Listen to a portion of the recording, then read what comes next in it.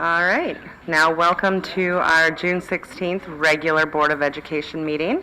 We could all once again rise for the pledge.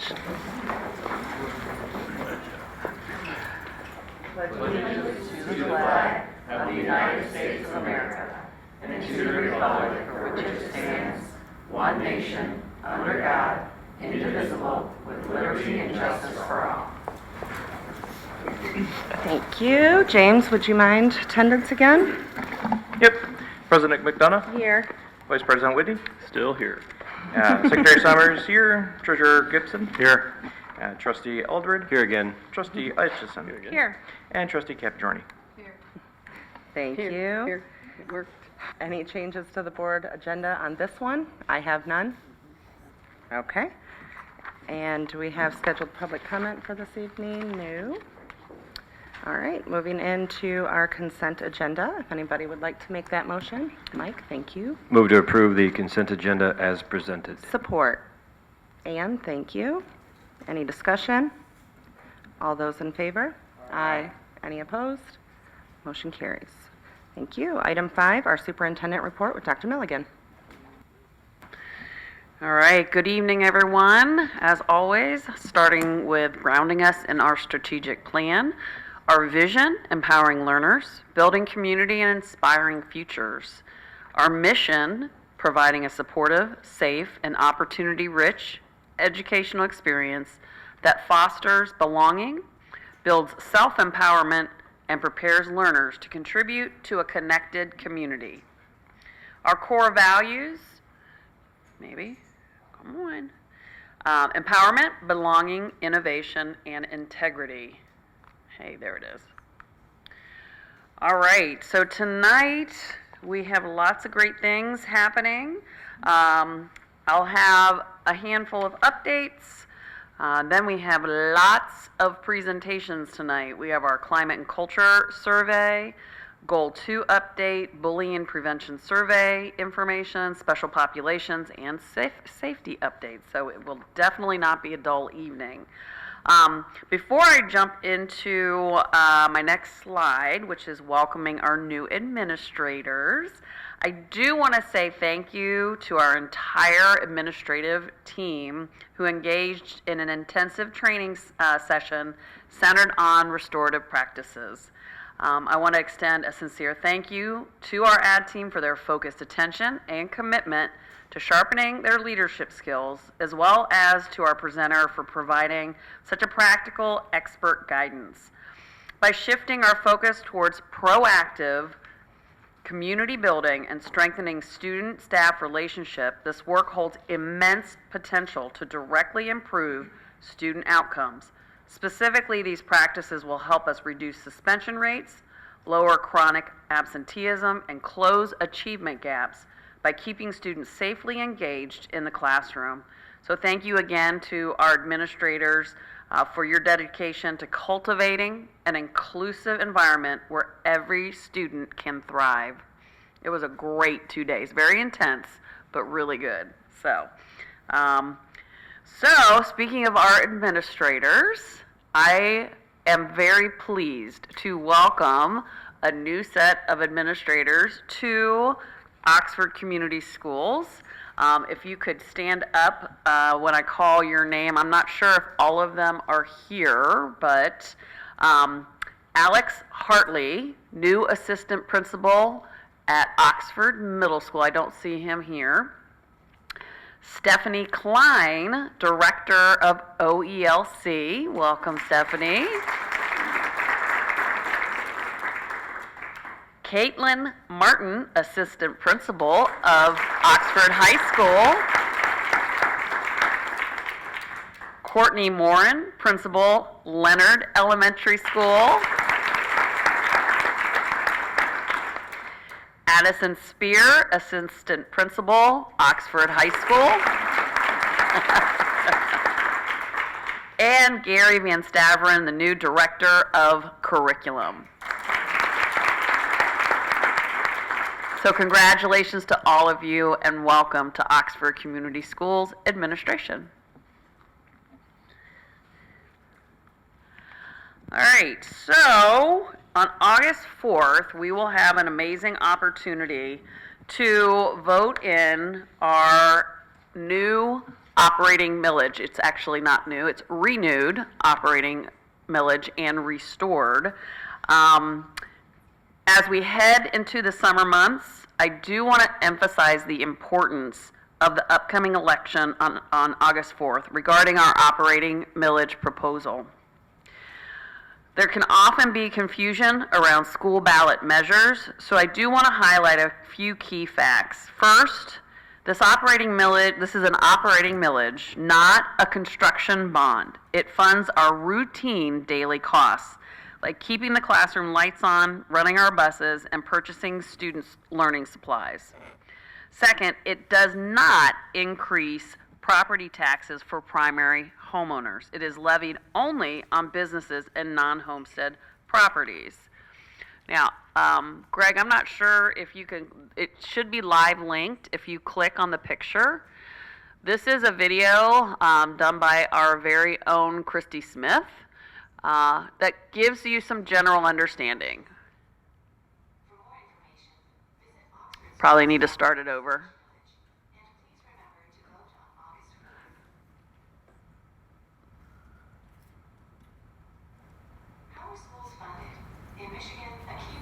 Operating millage. Let's take a quick look. First, the state sets the amount each district receives per student. This is called the foundation allowance. Currently, that amount is $10,050. The state does not pay the full amount directly. A portion must be collected locally from businesses through an 18 mil operating millage. For our district, those 18 mills generate about $7 million each year. This is also called a non-homestead millage. It is paid by businesses, rental properties, second homes, and commercial properties. There is no tax on a primary residence. This is not a new tax for Oxford businesses. It has been part of Michigan's school funding system for more than 30 years. Renewing it allows our district to continue receiving its full per-pupil funding. It is also not unique to Oxford. This structure applies to businesses in nearly every Michigan community. Stable operating funding helps protect class sizes and programs, attract and retain quality staff, maintain transportation routes, sustain extracurricular and athletic opportunities, helps avoid building consolidation or school closures, and keeps facilities safe and functional. For more information, visit oxfordschools.org/millage, and please remember to vote on August 4th. So that video is on that website. There are also several more videos on the website. There does tend to be some misinformation out there circulating around, so I do want to make sure that our community has accurate information. It's verified, and we have it on our website. So you can, maybe, I think you have to pull that back up. I encourage everyone to visit our website, oxfordschools.org/millage.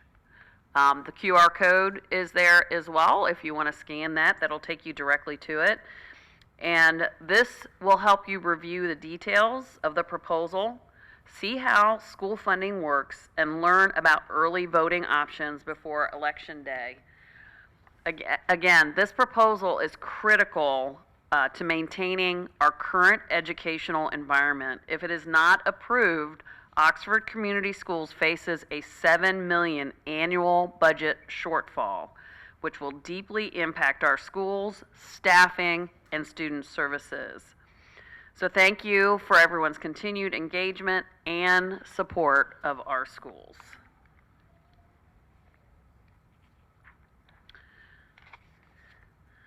All right, let's see. There we go. I do want to remind everybody we are having our Coffee and Connect session. This is with the board and myself.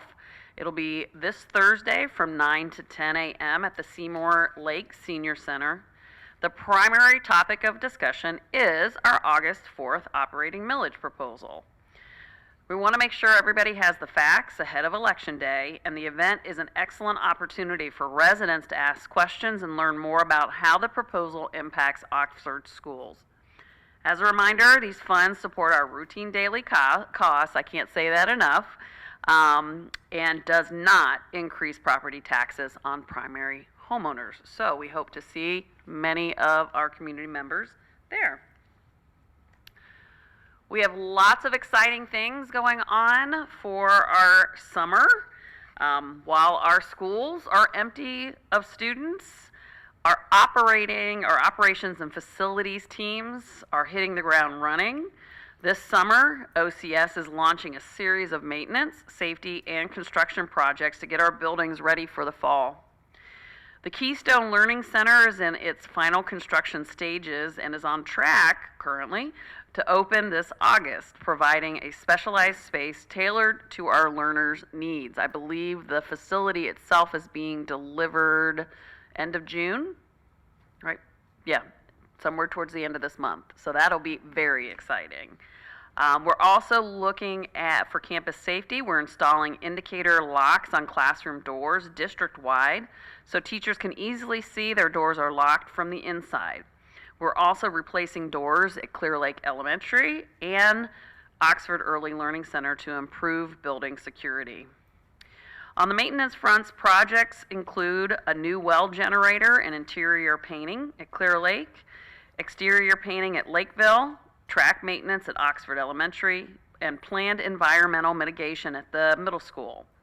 We are also completing roof repairs across the district. And finally, for compliance, our teams are preparing all buildings for our official fire marshal inspection this July. I want to send a huge thank you to our maintenance crews, groundskeepers, and contractors for working through the summer heat to keep our district safe, clean, and beautiful.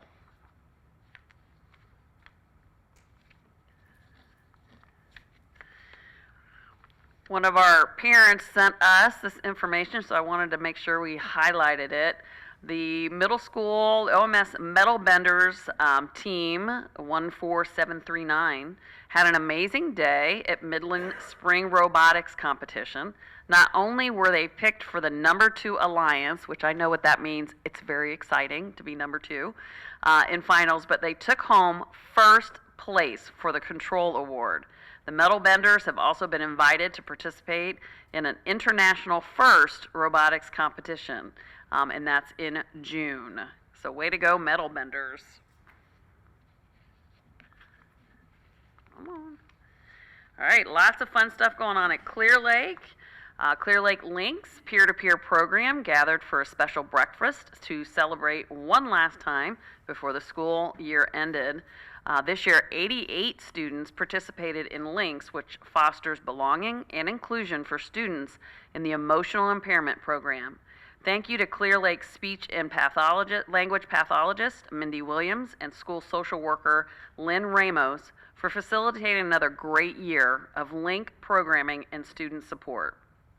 To the right there, Clear Lake's 4th annual kickball tournament crowned 2 champions, Mrs. Lawson's 5th grade class, the upper elementary champion trophy, and Miss Havara's 1st graders, who pulled off a historic upset to win the lower elementary title and trophy. The tournament unites the whole school around community, sportsmanship, and fun.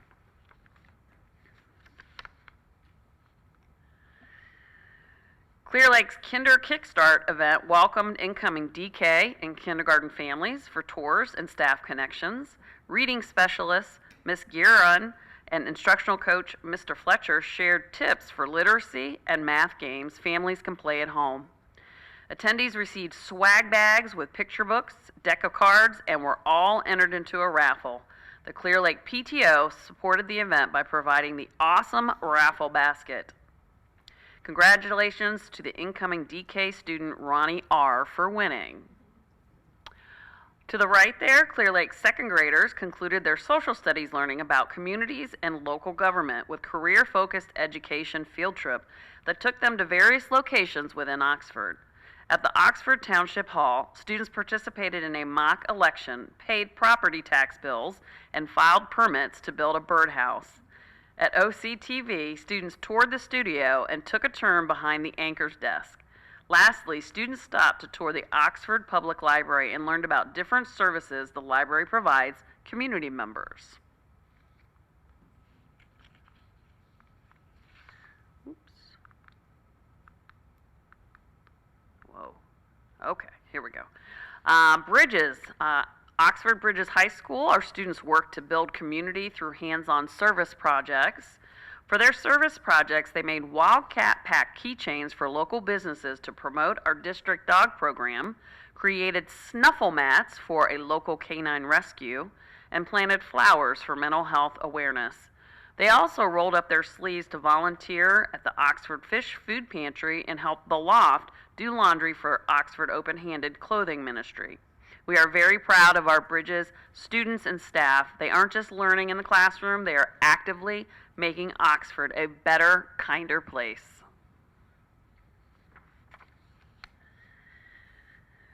Fifth grade camp, OES students had a great time at camp. This is an exciting and educational opportunity and core memory for our OES fifth grade students. Thank you to all of our parents, teachers, and staff who made this experience possible. High ropes, canoeing, and zip lining. Sounds adventurous. All right, I actually was able to go to Leonard Field Day. It was an awesome event. You could not ask for better weather for this event. At the end of the year, they celebrated their fifth graders by hosting their fifth grade promotion ceremony, held their fifth grade party, and their traditional clap out to send out the fifth grade students off to middle school. And then the photos up there from the field day, a great day of teamwork and fun. I think my favorite event, the sheriff's department came and they had a speedometer, you know, the big speedometers they had, and the kids tried to run as fast as they could towards the speedometer, trying to get, like, I think they were trying to get 18 miles per hour was the fastest one. I think they might have rigged that. I don't know. But it was they were just so, it was just a great day. Fun day. I also want to give a huge shout out to our high school athletics this year. I am thrilled to celebrate an unprecedented record-breaking year. Our Wildcat student athletes and coaches didn't just compete this year, they really did make history. To put this year's incredible success into perspective, we captured 7 district championships. That's volleyball, girls wrestling, boys basketball, girls soccer, softball, and baseball, and 4 regional championships, volleyball, girls bowling, girls wrestling, and baseball, both of which are the highest numbers ever recorded in a single year in our school's history. Previous highs were 5 districts and 3 regionals. On the individual stage, we had 25 student athletes qualify for state finals to compete against the very best in Michigan. And speaking of the best, I want to give a massive congratulations to Cheyenne Frank, who became individual state champion in girls wrestling for the 2nd consecutive year. Now, I think one of the proudest aspects of our athletes is that our Wildcats, 6 of our teams were selected for academic All-State. So this is proving that excellence in Oxford happens in the classroom first. So congratulations to all of our teams, all of our athletes.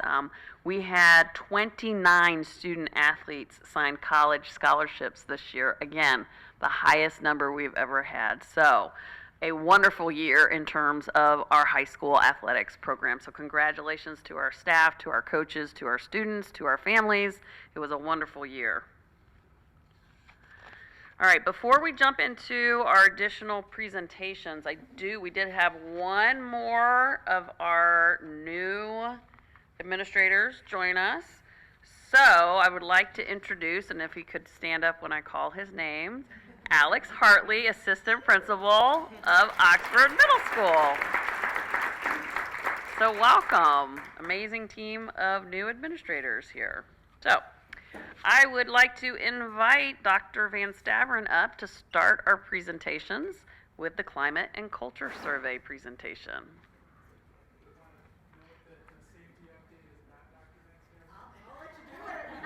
Do you want to do it? Gary, I'm just getting used to putting your name on everything. Are you sure?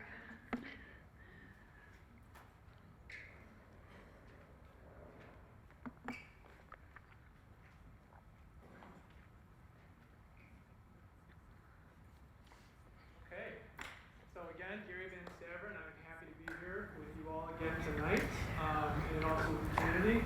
I have two presentations, so you get to hear me. Gary, do you have a mic? Do you have a mic? Not loud enough, sorry. I have two presentations tonight. So we have the school quality survey results, which were done in February, and then also our last and final goal presentation, Goal 2, right after that. So we will start here with our school quality survey results. And again, we've done this every year for the past 10 years. And this, again, just to remind you, this is a district summary. This is perception data. This is not by building, but a district summary. It was conducted February 23rd through March 12th. And we had the most amount of students ever participate. Last year was the most, with just over 1,600. This year we eclipsed that up to 1,674 participants. Again, a reminder, it's through grades 6 through 12, so secondary students only. We had 653 parents, 338 staff. Now, what questions are there? There's 40 questions, and they cover topics like academic support, student support, school leadership, family involvement, safety and behavior, and communication. So what I'm going to go through now are each of our stakeholders, so parents, staff, and students, and looking at our highest ranking indicators and then our lowest ranking indicators. And last year when I presented, I showed you 2 years of data, and then this year I'm showing 3 years of data. So you can really see a longitudinal trend. Up at the top, you will see percent strongly agree or agree, and then this column right where the cursor is 2024, the one in the middle, 2025, last year, and then the far right is this year's data. The N represents the number of respondents. And so you can see a couple years ago with our parents, there was over 1,000, I mean, maybe we gave them free TVs, I'm not sure, but over 1,000 participants. Last year, 471. Again, we talked about this. We attribute that maybe to survey fatigue, the end of the year, because that was done in May. So we moved it to February, early March, and have a lot more parent participation, up to 653. So let's go ahead and take a look at this data. Some of the highest indicators, and again, I won't go through each one, but families are encouraged to attend school-sponsored. That is a very high indicator. You can see here, 93% to 91, back up to 93. There's a teacher, a counselor, a staff member to whom a student can go to for help with a school problem. That has gone up to 92%. And then when we look at these others, parents are well informed about their students' academic progress. Staff members and families treat each other with respect, 87 to 86 to 88%. So a little bit of growth there. And then the school is safe. Again, from our parents, 79 to 84 to 85. So you see that 3-year growth. Looking at our lowest survey items, this is similar to last year, but discipline is enforced fairly. 49% strongly agree or agree, so you can see that's substantially lower than our highest ranking indicators in the 80 or 90% range. But you can also see that that has gone up to 51%. So there is some improvement there with some intentionality with PBIS and also with our administrators working very difficult, working on that, but also using restorative practices. Next, you're going to see bullying is not tolerated, and so that's 59%, 52%, and 58%. Again, that's our parent survey. Shifting gears to our staff survey, again, the top in the green is our highest indicators and the lowest indicators at the bottom. Again, 3-year longitudinal trend. You'll see the number of staff 2 years ago, 400, 351 last year, 338 this year. So pretty even trend with the number of participants. And look at these highest ranking indicators. I mean, almost 100%. When you look at there is a teacher, a counselor, or a staff member. And so when you look at the previous from our parents, you see that same indicator here. There's a teacher, counselor, staff member. And so you see that same one from our staff. These top two are a little bit different because a staff member to whom a student can go to for help. The one underneath that, this is with a school problem. The one underneath that is with a personal problem. But those are both on there from our staff, and they strongly agree or agree. And again, nearly 100%. The school is safe. 93 to 96 to 95%. Families are informed, so again, you see some positive trend there. School-based administrators clearly communicate the mission and vision, and look at that growth. I think I attribute that to our school, our strategic plan and the intention behind that, and so that our administrators are working very hard and diligently with that. The school offers student variety of activities. You hear this a lot about Oxford, how Oxford's special because we offer so many activities, opportunities, courses, pathways for our students. Staff members and students treat each other with respect. It's nice to see that growth there as well, 85 to 88%. Looking at our lowest ranking indicators, discipline is enforced fairly. Again, you saw that in the previous one with parents, also with our staff, but there is big growth. If you look at last year, 60% to this year, 70%, as a 10% year-over-year improvement. And professional development, again, a lot of growth there. So those bottom two indicators, there's been a lot of intentionality behind improving those. So when we look at PD, our professional development, our professional learning, our staff, it gave me knowledge or skills I can use in my job. And that's really important. That's something that we wanted to improve on, and we have. Now with our students. Going back a couple years ago, we had 1,300 students, 1,609, and then 1,674 this year. That first indicator, you have seen that before in the previous two. Very high, strongly agree or agree for that one. My family wants me to do well in school. Look at how high that is from 1,674 students. That is very positive to see. I behave well at school. All school staff members are aware of the safety and security procedures.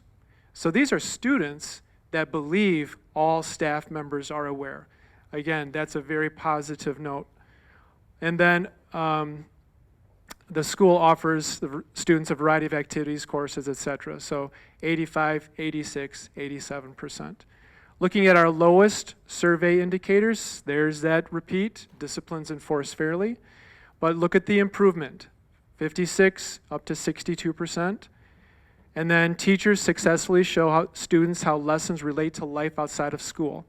This is an area that we want to improve. We want our instruction, we want our lessons to relate to life outside of school. And that has gone up from 40%, strongly agree, to 46%. And then also another one with some intentionality behind it in our professional development with our teachers is feedback. So teachers give timely feedback about student work. That has also improved from 51 to 58 to 56. Any questions so far? A lot of data. Yes? You said that we had 1,674 students participate in the survey. Yes. What is our school count for the middle school and high school? Let's see. Student count, I should say. Yeah, approximately. The high school is approximately 1,500 students. Okay. Bridges High School is approximately just under 50, about 48, 49 students. And then the middle school is approximately 900, probably 920 or so. Okay. So we still had a good thing. Okay. Correct. Yep. Thank you. Yep, you're welcome.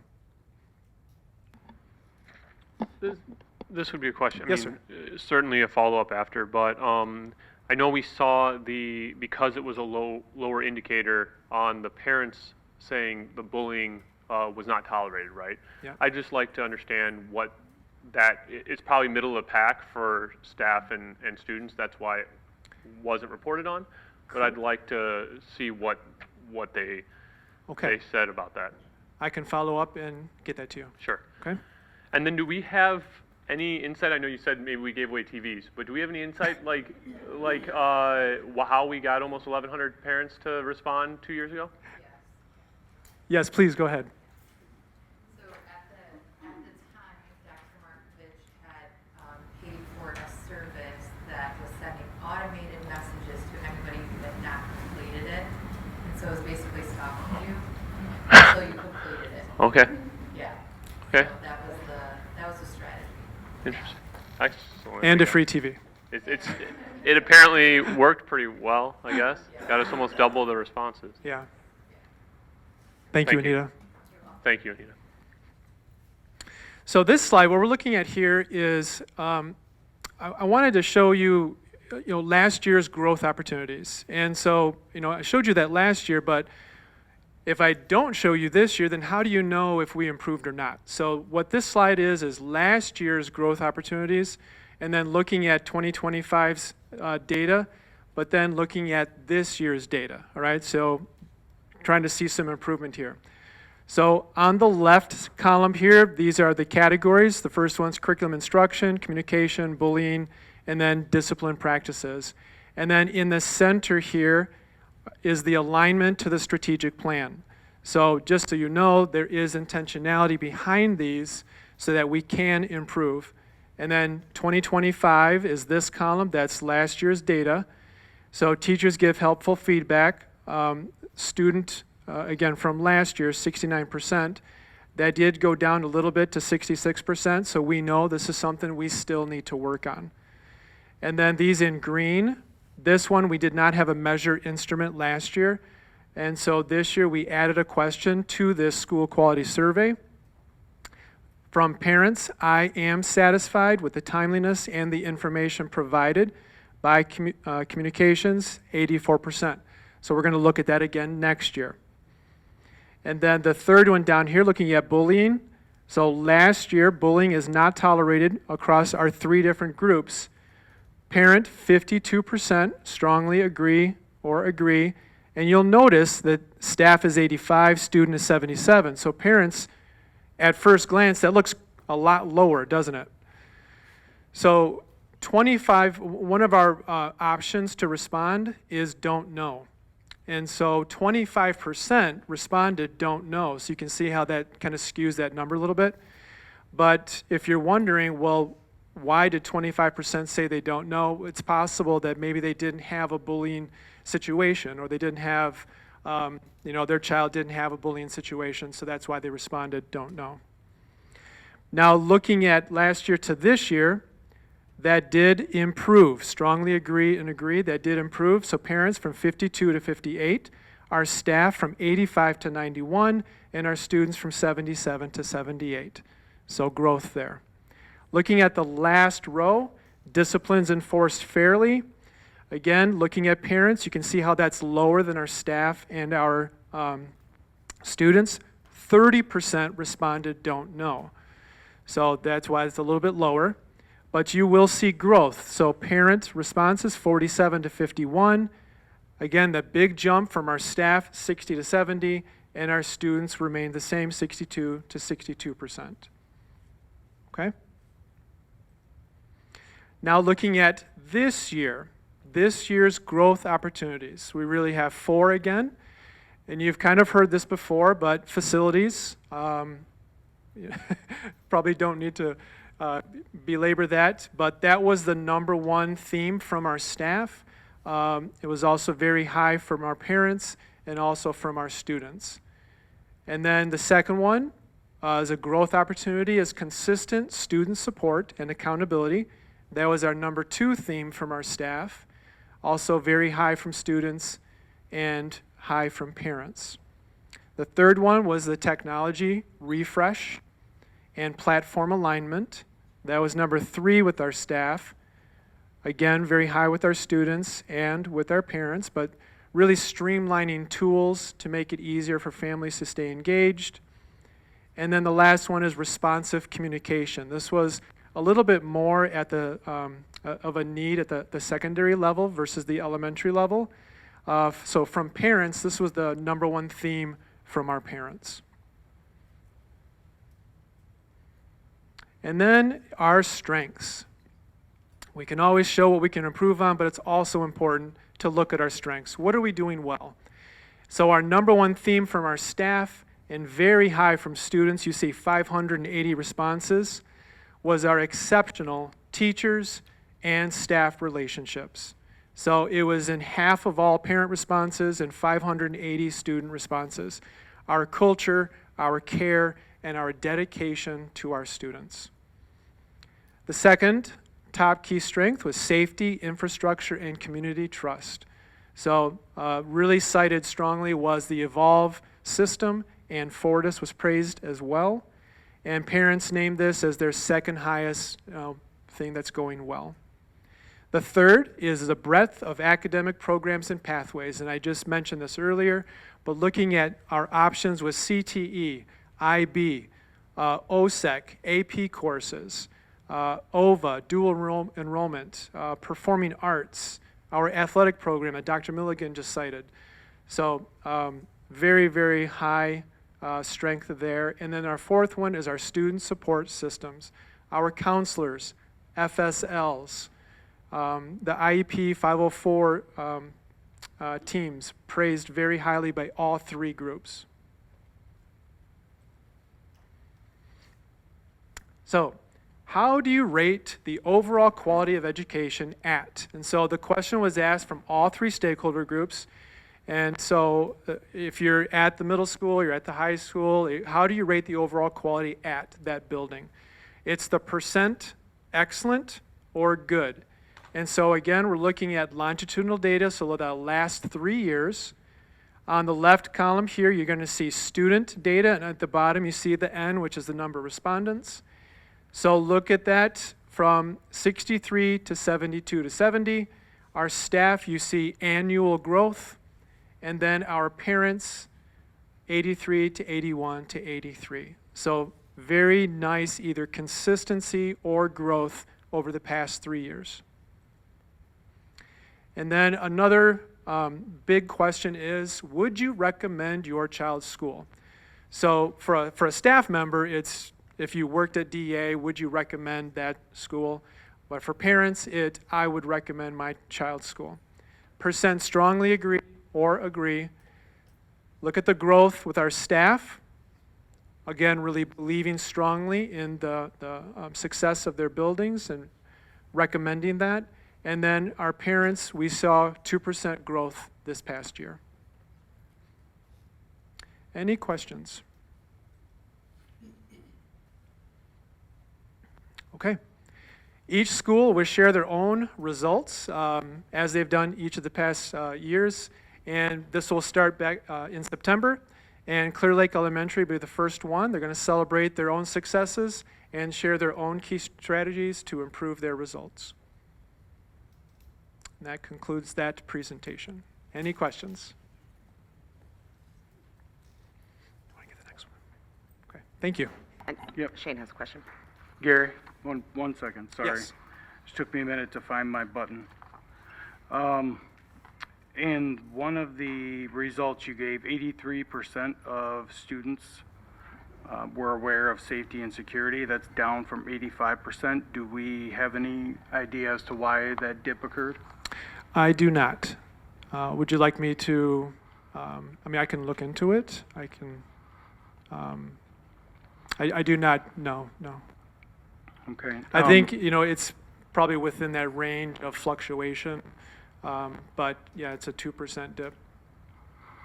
Okay. And kind of piggybacking off of what Mike had asked, he almost read my question verbatim. When it came to the parents, 58% of them feel bullying is not tolerated. Do we have any feedback from those parents to know what a yes would look like from their eyes, because that might look very different from parent to parent, you know, whether your kid's been bullied or not, or whether Yeah. you've never had that issue. So that answer varies greatly depending on their experience. No, I don't have that specific. That would probably be an open-ended question. Probably, you know, if we wanted to dig deeper, maybe more like focus groups. Is that like planned? No. Okay. No. But I can look at the open-ended responses and see if there's any patterns that I can tease out of those open-ended responses. Would you like me to do that? That Get would be back to you? great. Okay.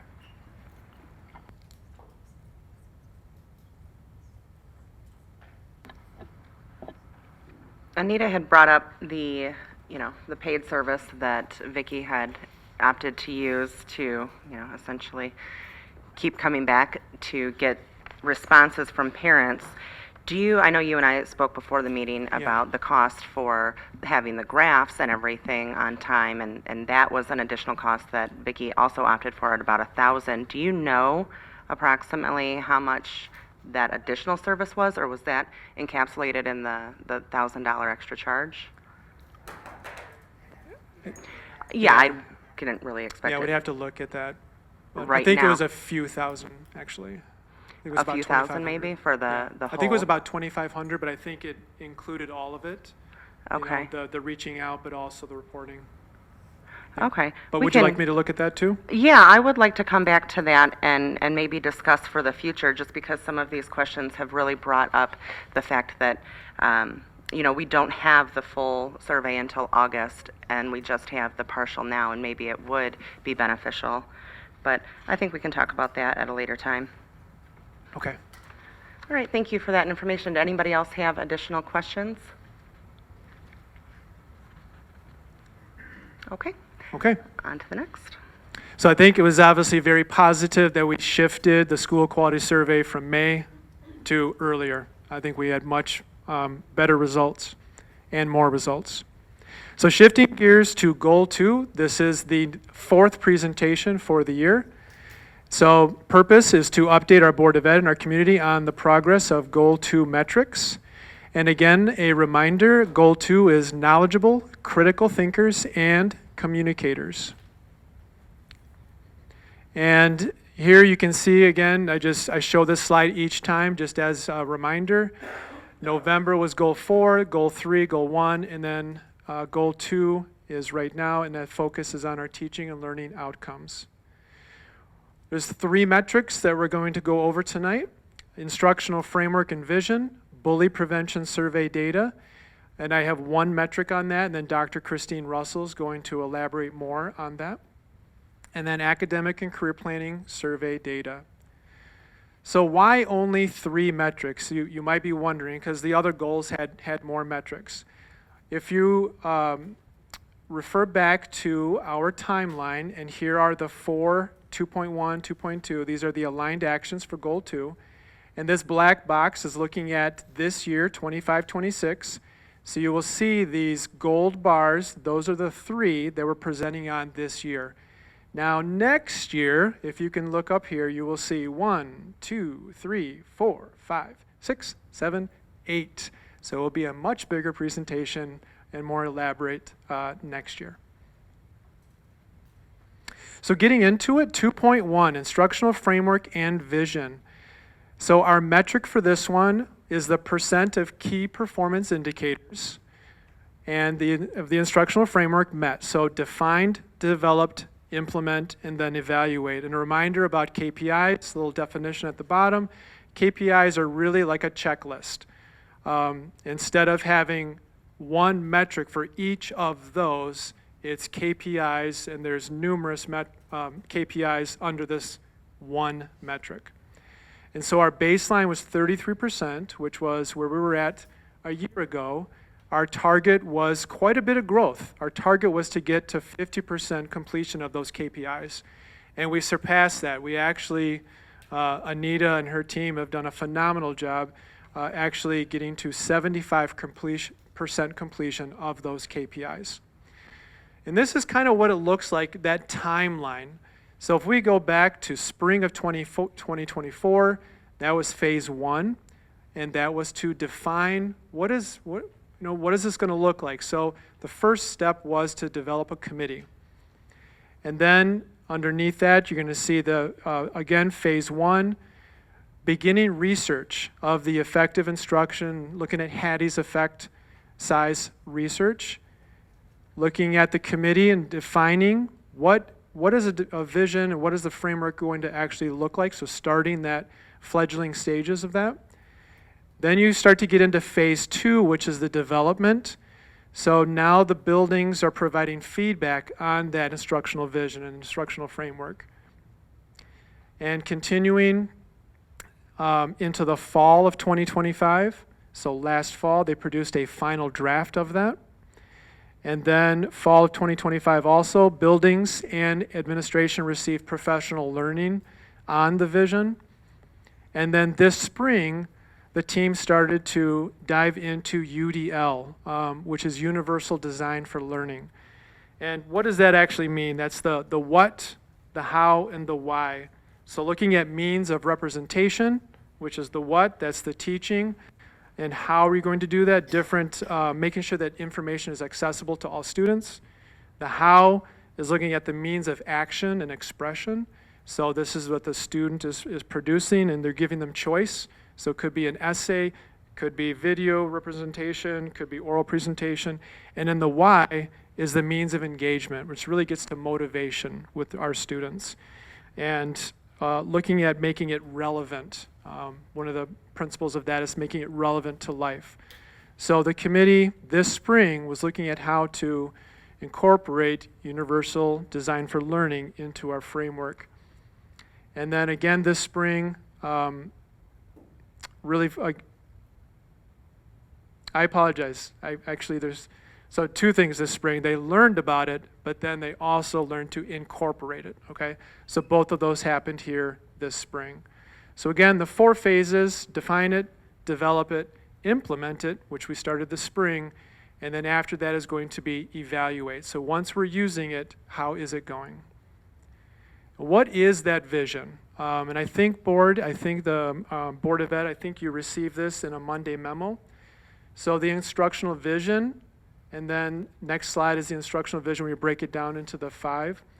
But first, just take a moment so everyone can just take a look at that.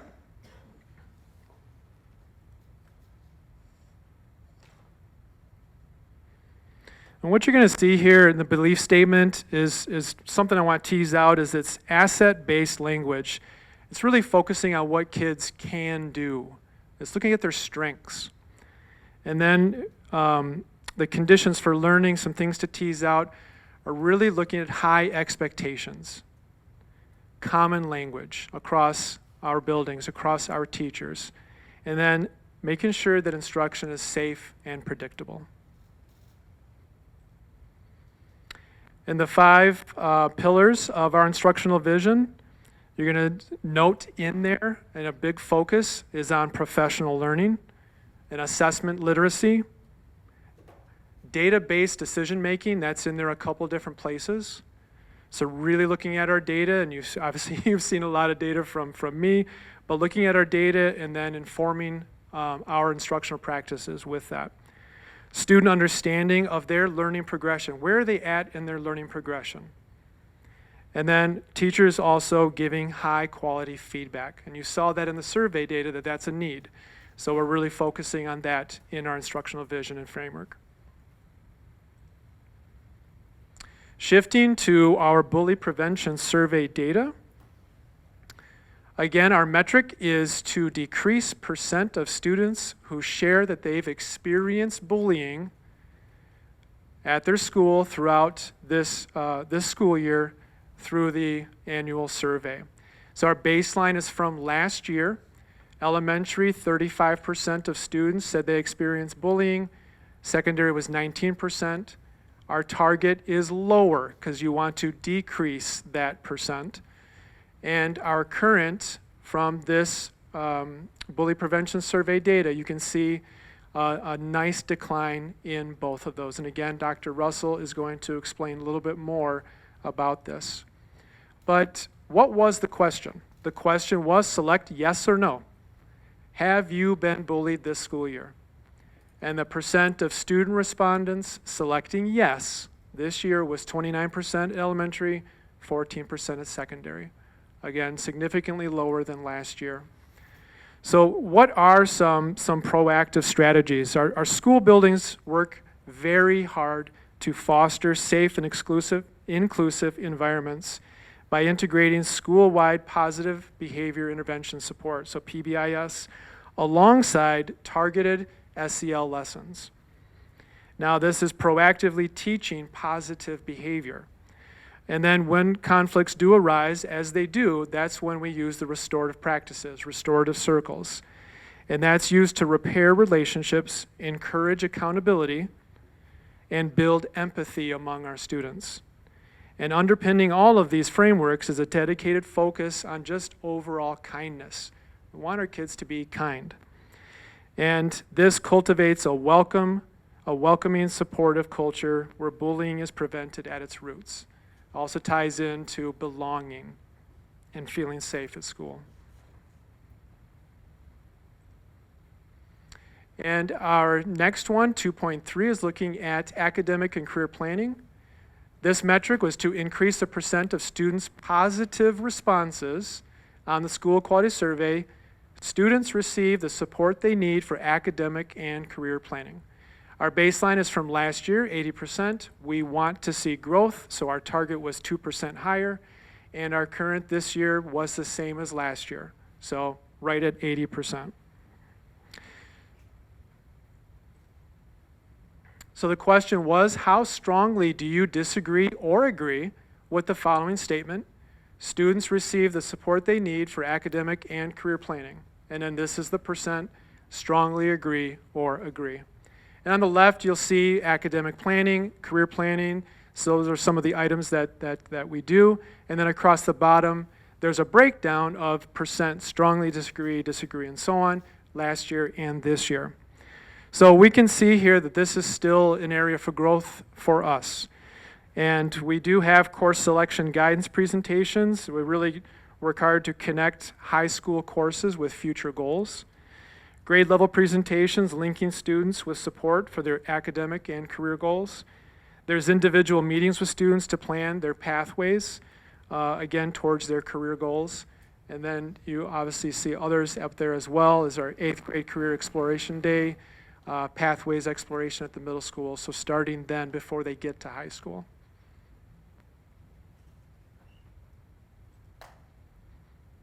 And any questions before we dive into the dashboard? Because I do think it's important that you also see the dashboard as we continue to bring it back there.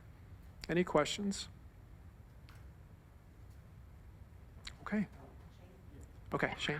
Sorry, just have a quick question about the bullying survey. The question, select yes or no, have you been bullied this year? Was there a definition of what bullying means included, or was this just a strict yes or no, here's the bulleted question? Okay, it's a good question. Do you mind, Dr. Russell? Yeah. Or do you want to wait until she presents? Because she's going to get into that probably in more detail. Sure. Okay, thank you. So a lot of work, as you know, goes into this data dashboard and updating it and so on. And so this is updated. You will see goal 1, 2, 3, and 4 across there. And then, I mean, tonight I'm presenting on goal 2, but we've also been intentionally updating the other 3 goals that I've already presented on. And so you can go back into goal 1, which was the last one I just presented on. And so each of these has been updated, but right now the focus is on goal 2. And so when we go here, you will see the metrics that I'm presenting on tonight. And so the first one is about the framework.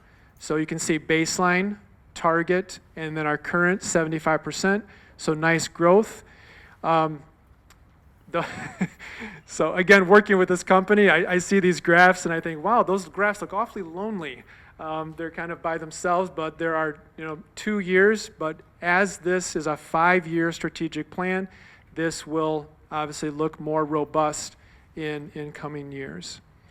The second one, 2.2, looking at our bully prevention survey. Again, you want to see a decrease with this because it's the percent of students reporting bullying. So that is, there's the data here. Again, just a reminder, if you hover your cursor right over it, the data will populate. And then also there is your baseline. That baseline data goes across as well. And then coming down here, this one's yellow because it was neither growth or decrease, but we did not meet our target, so that one was yellow. And so just wanted to share that with you. And just a reminder, one quick reminder, on the right side, the key resources are over here. So there is a link to our strategic plan, to our strategic plan timeline, our TRSIA, etc. That's all right there so that you don't have to go back to the website and find it. Okay, that concludes presentation. Any questions? Okay, all right, thank you. Thank you, Gary.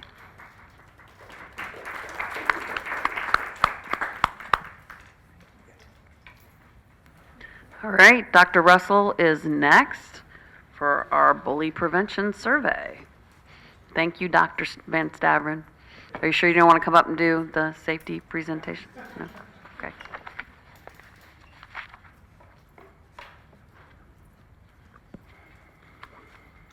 Okay, good evening. Thank you for having me today to talk about some important work we do in the schools. I want to make sure that we talk about not just the survey, but also the preventative work we do. So when we talk about all of the efforts that are put in every day by our staff, by our parents, of course, what we're working to do is to make sure that our kids are as caring and inclusive as possible in our building while decreasing any unkind behavior that may happen within a building. So a lot of the work that you see happen that relates to bully prevention is really the work that is well before we have something that might come to the definition of bullying. So I want to make sure we ground ourselves first in the work that we're doing to support students, to make sure they're social and emotionally ready to learn in our schools. Then we'll move into the results from our Student Bully Prevention Anonymous survey that we did this year. The reason why we do this survey every year, we do it anonymously to help encourage honest reporting. And then we use these results to identify any problem areas in our school, to assess the overall school climate, how are kids feeling within our buildings, and then to help inform any intervention and monitor trends that we might be able to do to improve from year to year. So the good work we're doing in our schools just to keep things as kind and as safe for our students as possible. It's not just one thing. It's not just one practice. We do a lot of different things. And I categorize those under our systems that we have in place, the data that we have in place, and then the practices that we do to directly support our students. This slide has just some examples of those systems, data, and practices. I'd be up here for a very long night if I was going to speak to every last thing that we're doing within our buildings, but hopefully these examples help give you a taste of some of the things that we do, and those of you who know our school well, it can help you bring to mind some other things that you know that we have in place to support our kids in being the kindest and having the best experience that they can in our buildings. So some of the systems that we have in place is making sure that we have a strong learning community through things like our positive behavior intervention support teams. So we have a team of educators that get together at least monthly. Every team across the district has put together summer work times as well to make sure that we're starting the year off with strong expectations for students that help everybody understand how do we be principled, caring, and safe within our buildings. At the secondary and elementary team, we go beyond that and we meet regularly to talk about students who may need some additional support. So at the secondary level, at middle school and high school, they call those student relation teams, where your counselors, administrators, FSLs, your family school liaisons are getting together on a regular basis, almost weekly, to talk about what students might need additional support, what data is coming through that may show that someone's having an issue, or what kind of data shows that maybe a portion of our school, like our cafeteria or our playground or our hallways, are having some issues. At the elementary level, we have behavior teams that work together, so our FSLs, Our social workers, our behavior paras, and our principals come together to make sure that our students that are having any issues in our classrooms are well supported. Then, of course, we have intensive problem-solving teams that bring in more of our special education supports if there's students that are, having even deeper or larger concerns. Some of the examples of data that we have in place to support our kids is our PBIS implementation data. How well are we doing at just making sure we're creating a safe and supportive environment? Our office discipline referrals, we look at that regularly to see do we have any trends or things that we need to teach or reteach for our students. We also track why are students coming to our counseling offices or asking for FSL support so that we can do some preventative work in those areas. We check in on our kids through our SABRS assessments. We use an early warning system to look at things like attendance, behavior, course proficiency. Then, of course, we have things like our bully prevention survey. So we're never just using one piece of data to decide what to do next to support kids. We have a lot of different pieces together that help us know, are we hitting the mark with our kids, or are there some areas that we can intervene better? And then again, the practices that I have listed here are just a start. They're just some examples of some of the things that our great staff across Oxford are doing to support our kids. So again, our positive behavior intervention support models across the buildings. We have social emotional lessons happening right within our classrooms for kids. Restorative practices being a support. I put just the words teacher supports here as well, because our teachers in every single classroom support our kids with peer concerns. They support our kids with interpersonal conflict every day and help teach them how to solve those problems right within our classrooms. We have group interventions that are available for students, behavior support plans. We've worked to have strong relationships with outside entities like Easter Seals and Better Life to have co-located counseling services right within our building.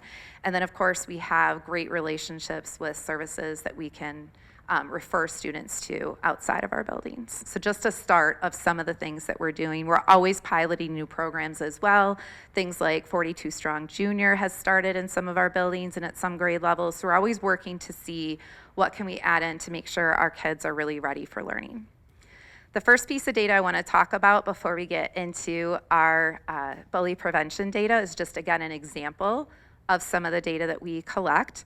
This shows from Oxford Middle School, how often, I'm going to look at the third column first, how often do we have students coming to the office for a major discipline referral?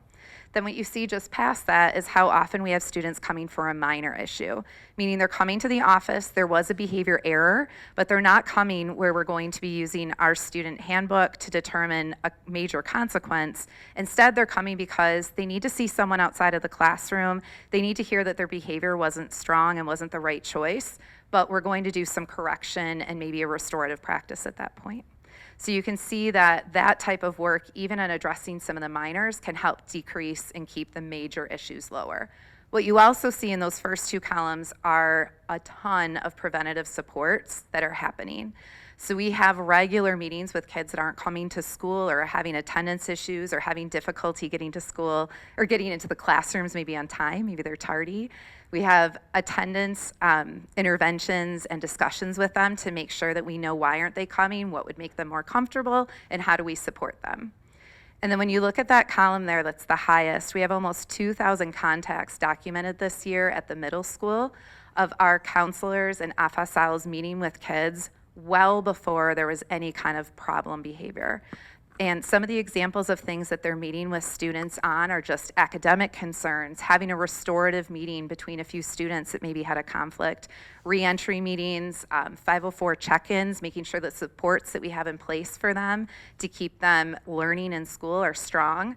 SABRS meetings after we've done that assessment, checking in with kids whose scores were maybe a little bit lower so we can figure out how to improve their feelings at school and their feelings of organization and safety. General check-ins, just we have kids that are on lists or kids that the counselors know, just need like a little bit of time with them to see what's going on.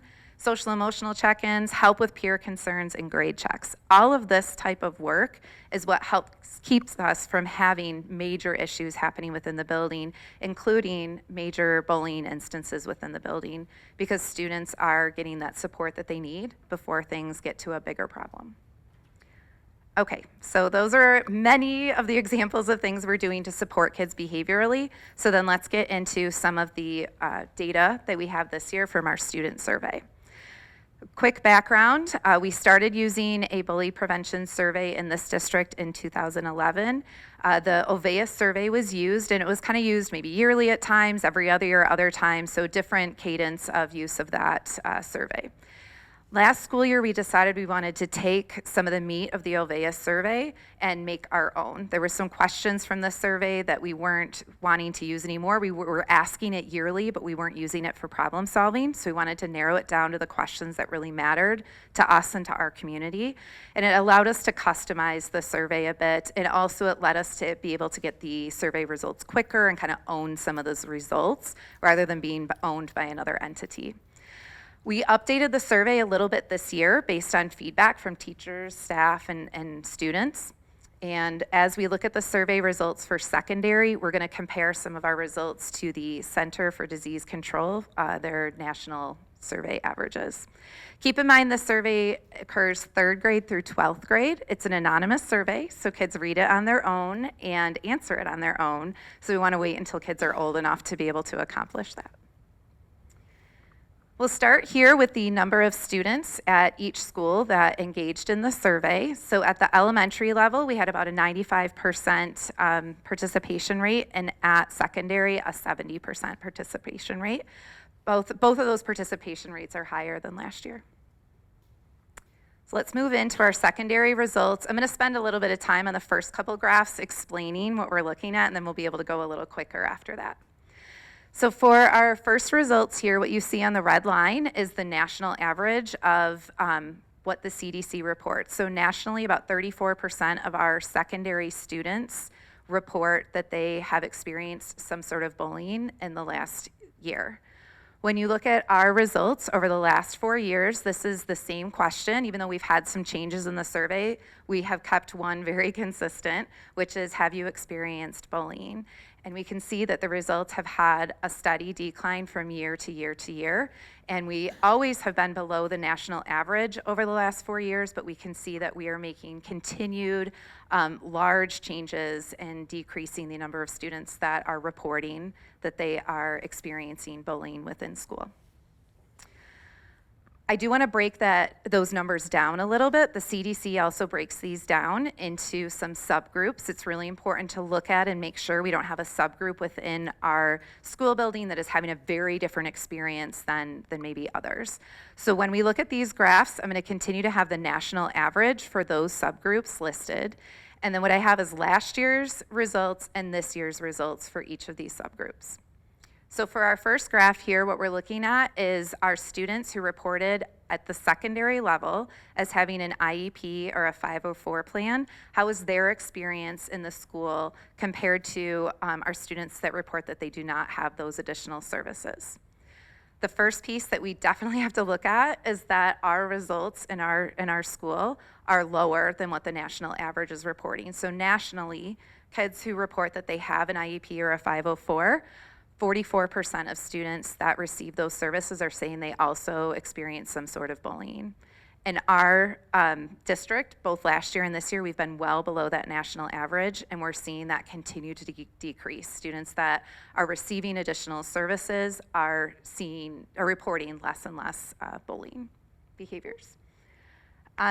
We already saw the national average for our kids that do not have a 504 plan or an IEP is at 31%, and we are significantly below that.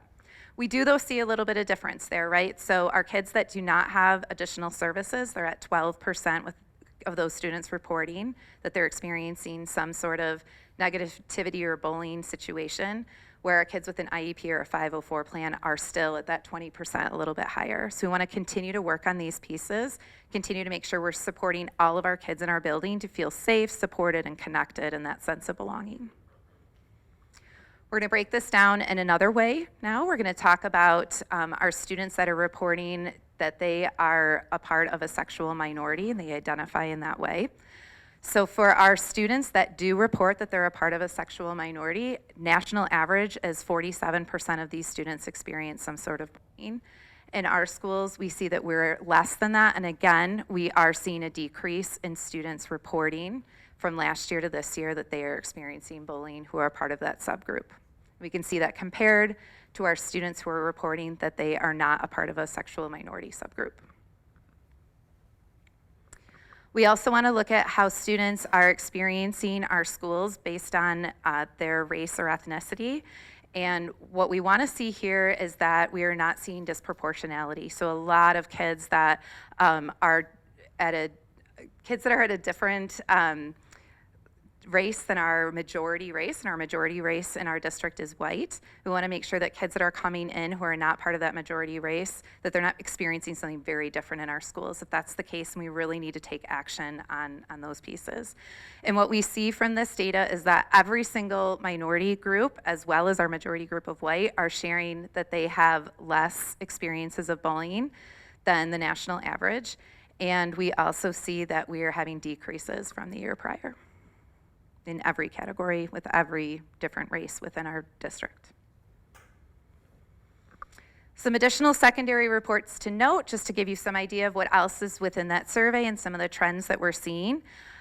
Most often reported types of bullying are from the secondary level: teasing and hurtful comments, rumors or lies, comments about appearance or body, being excluded, or some sort of cyberbullying. 35% of students who reported experiencing bullying have told someone about it. So they were given the option of, have you told an adult at school, a parent, guardian, sibling, friend, someone else? 35% said they did share this with someone else. And then 69% of the students that said they told someone agreed that the adult was helpful.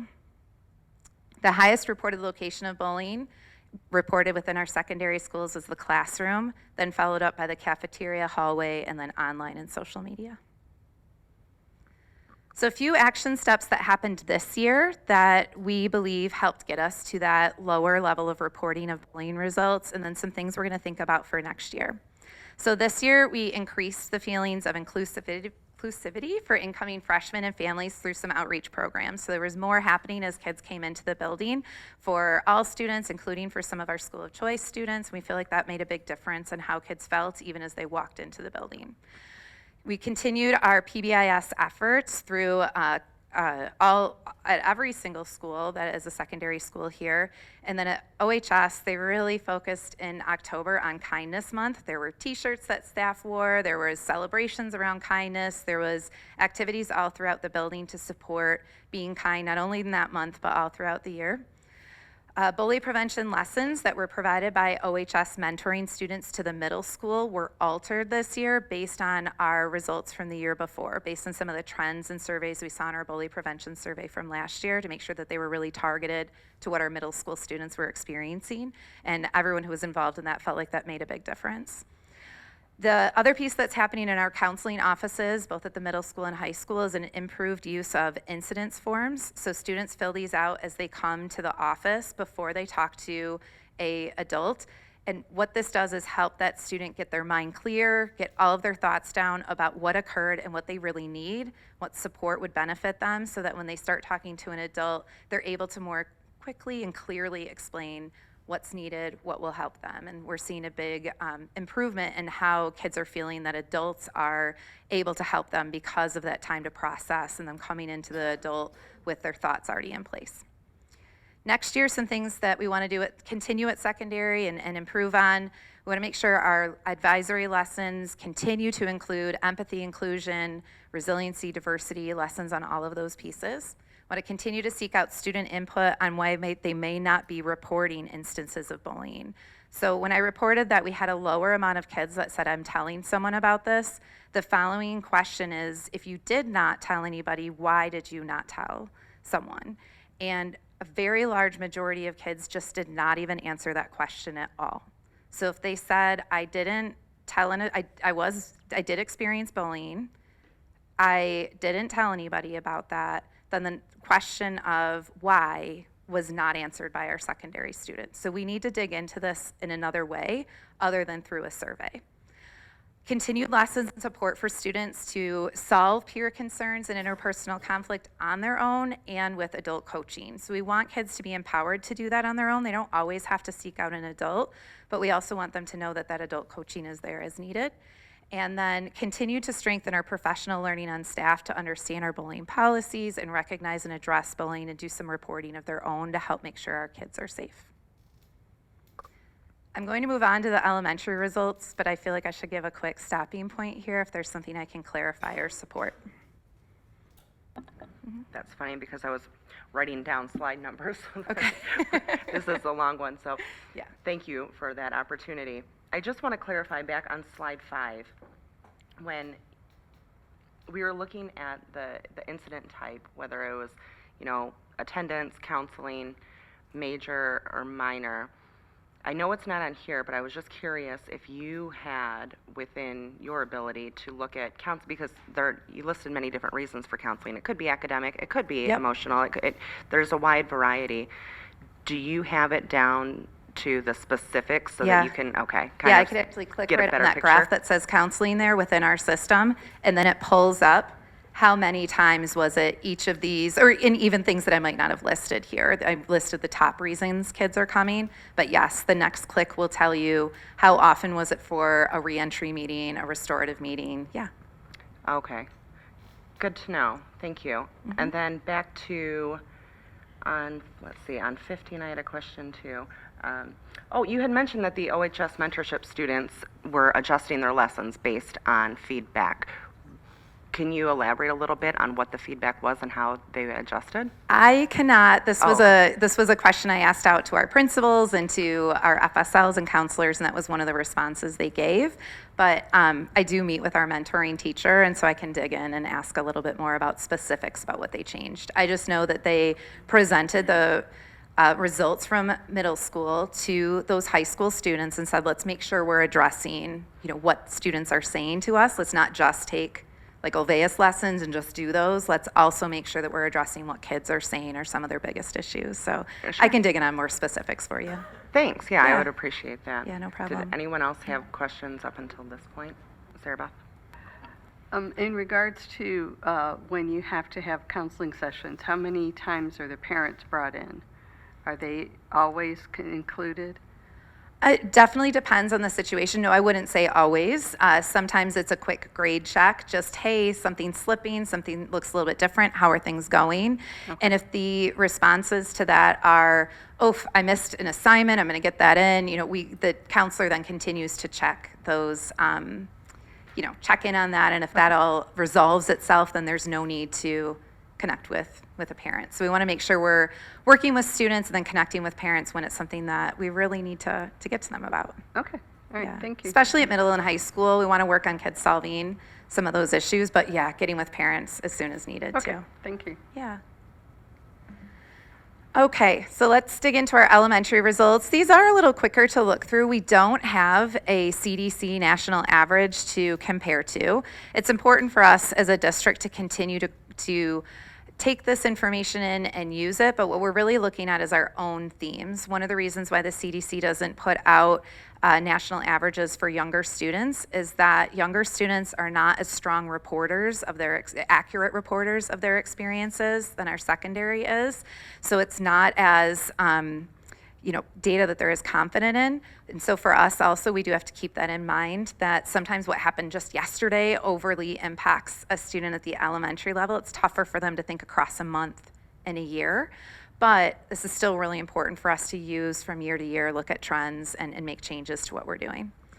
So this for the elementary level, percentage of students who reported experiencing bullying at school. You can see for the last few years, just like at the secondary level, our trend is going in the direction we would like it to. We're having less and less students report that they're experiencing these kind of things at school.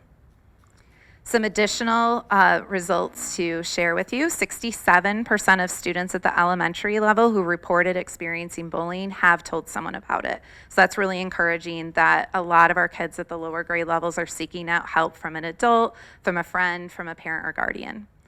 The highest reported location of bullying taking place is on the playground, and it was pretty clearly that was the highest area. No need to talk about some of the others within these results. So that's something that we can continue to work on. We all know that it's a little bit less structured area, so continuing to work on supporting those who are out in that area, who are adults, but also supporting our kids to help make sure that they're stronger and stronger at solving peer conflict and reporting any peer conflict that they see. The highest types of reported bullying that students called out within this survey were teasing or making fun of in a hurtful way and rumors or lies. So some of the action steps at the elementary level. This year our FSLs delivered at least 2 lessons through the bully prevention lessons within Second Step. Many of our FSLs repeated those lessons, as they happen in October for everybody. Many of them repeat them in March or April as we get towards the end of the year as a refresher, but they also will repeat that for a classroom or for a teacher if that's requested or if we see that's needed in the data. Positive intervention supports work continuing around caring and kindness in every building. Making sure that this data is shared with staff so that they have an awareness of where some of these pieces are happening and increasing their own actions taken around bullying. And then, of course, our increased connectedness through circles and feelings of belonging through our circle restorative work in our classrooms.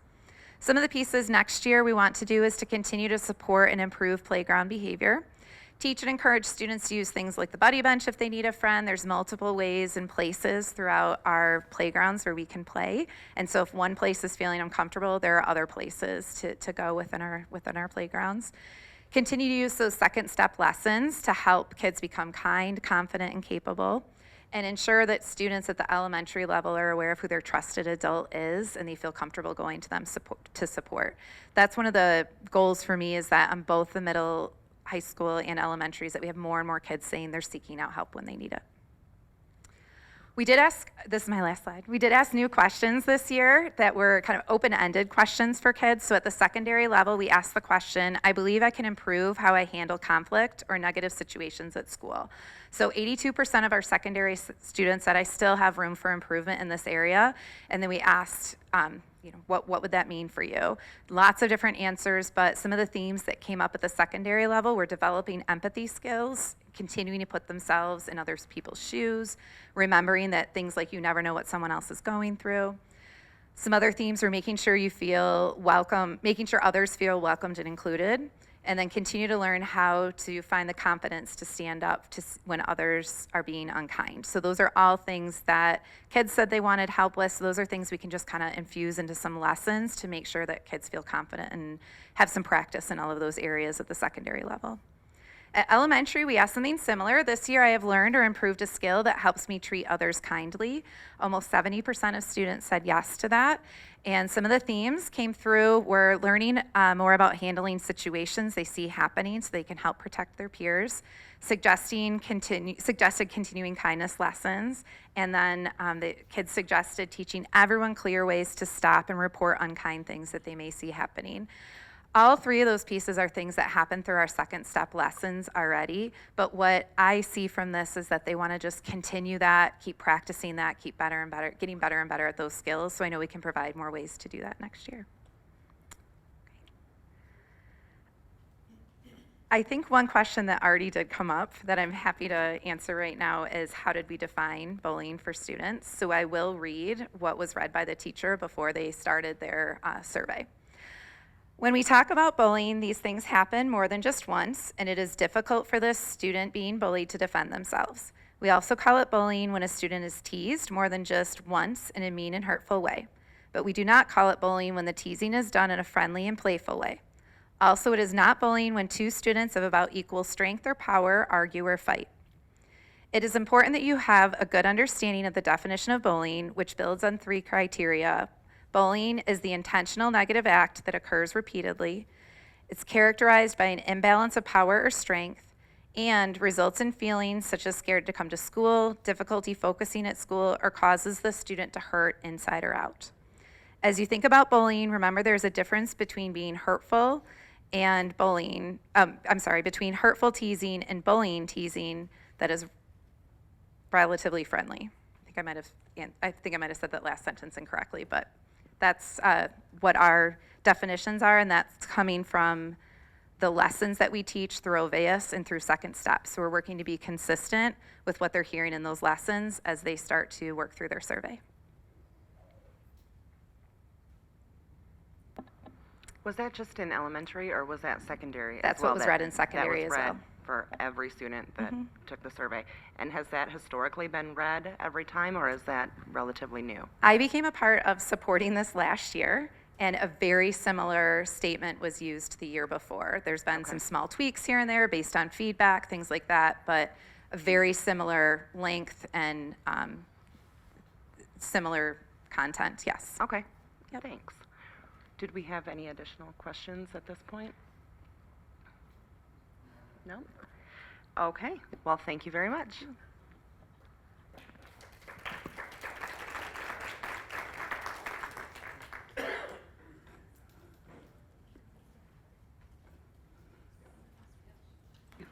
All right, Miss Pam Beal with our special populations.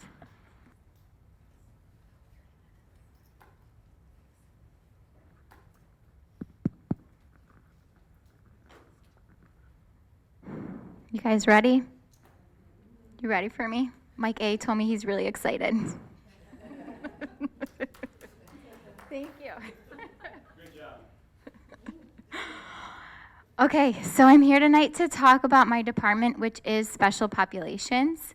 There's a lot of information. I know I'm number 4 of 5, so I get that. There's a lot of information, and there's also a lot of passion in this. So I am going to stick to my notes, so I just want to apologize ahead of time if it sounds scripted or rehearsed at all. I just really want to make sure that I get the information across and that it's done efficiently.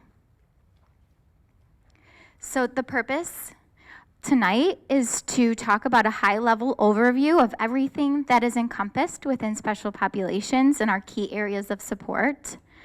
We're going to look at some Oxford-specific trends.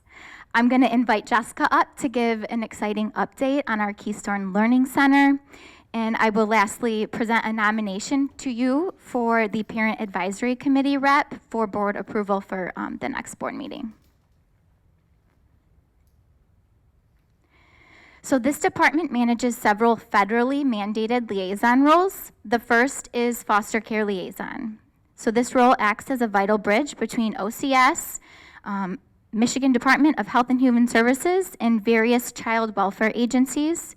And this is for students experiencing emergency placement in foster care situations. So our 3 main core responsibilities here are placement. So we'll participate in a best interest determination meeting to prioritize keeping students in their school of origin to make sure that we're maintaining the academic continuity for them. We make sure that if a student must change schools, there's rapid enrollment, even if typical immunization or residency records are not available at that time. And then we also collaborate very closely with DHS to develop and fund cross-district transportation so that our foster youth have reliable access to their school.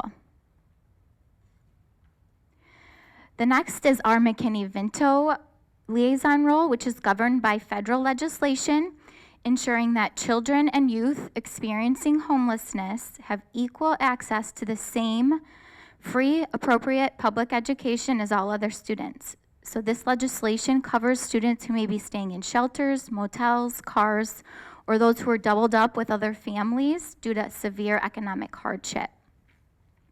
Under this law, these students have the right to remain in their school of origin for the entire duration of their homelessness to ensure that stability. Furthermore, immediate enrollment is required, meaning they can't be kept out of school if they're missing any standard documents. The district must arrange and provide transportation services to guarantee consistent attendance to school. And I work with other districts, resident districts, operating districts, on an agreement to make sure that we can fund that transportation. Another area of oversight is homebound hospitalized services. So this is an MDE mandated service designed to ensure that we provide education and enrollment continuity to students who are experiencing temporary severe medical absences. So to activate this service, we require an explicit written certification from a physician confirming the severe medical condition. And once approved, we coordinate with a certified teacher who acts as that direct instructional link to the student who's home or in the hospital. The teacher carries out grade level curriculum from the classroom directly to the student at home or in the hospital. So under MDE rules, we adhere to the mandated instructional minutes required for this to make sure that we support the students' learning, but also we can maintain district funding eligibility if we have the proper documentation for those students while they're out. So English learning is our next area under special populations. An English learner is a student whose native language is not English. When a student is enrolled in the district, every public school district is legally required to screen all new students using a home language survey. So that survey asks 2 questions: what language is used most in the home, and then what language does the child use most? If the survey indicates any language other than English, it's our first prompt for potential EL services. We then assess the student's English proficiency on a test, a state-approved screener known as the WIDA test. And based on the results of that WIDA, students are legally entitled to receive either 150 minutes a week or 300 minutes a week, depending on how they score on that English proficiency test. They receive that mandated time of specialized EL instruction with a certified EL teacher.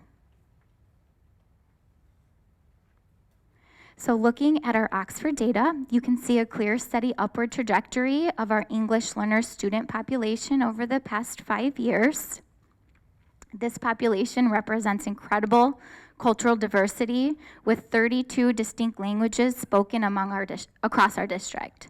The most prevalent examples include Spanish, Wolof, Mandinka, Arabic, Portuguese, and Hmong. To support this growing need, our current staff includes an EL coordinator. We have 7 EL teachers in the district. We will be expanding that to 8 for the upcoming school year. And then we also have 1 EL paraprofessional at Oxford High School. So moving on to Section 504. A 504 plan operates under a different legal framework than special education. Section 504 is a federal civil rights law designed to eliminate discrimination based on disability. So to be eligible under Section 504, a student must be documented or regarded as having a physical or mental impairment that substantially limits one or more major life activities. The core intent here is access, so making sure we're leveling the playing field. Unlike special education, Section 504 does not provide specialized instruction or alter the curriculum. Instead, it guarantees equal access to the gen ed environment through specific accommodations. These are changes to how a student accesses information or demonstrates knowledge without changing what they are expected to know. Common examples include, but are not limited to, audiobooks, strategic classroom seating, testing in an alternate setting, frequent breaks, extended assessment time. Similar to our EL numbers, our Section 504 plans have seen growth over the past 5 years, climbing from 171 plans in 2021-22 to about 300 plans in our most recent fall count. To manage these plans, we utilize a network of internal case managers. At the pre-K level, this is handled by our early childhood specialist. At the elementary level, by our teacher consultants. And at the middle school, high school, OVA, Bridges, and Crossroads, our school counselors serve as case managers. Oversight is maintained locally by the building administrator alongside myself as the District 504 coordinator.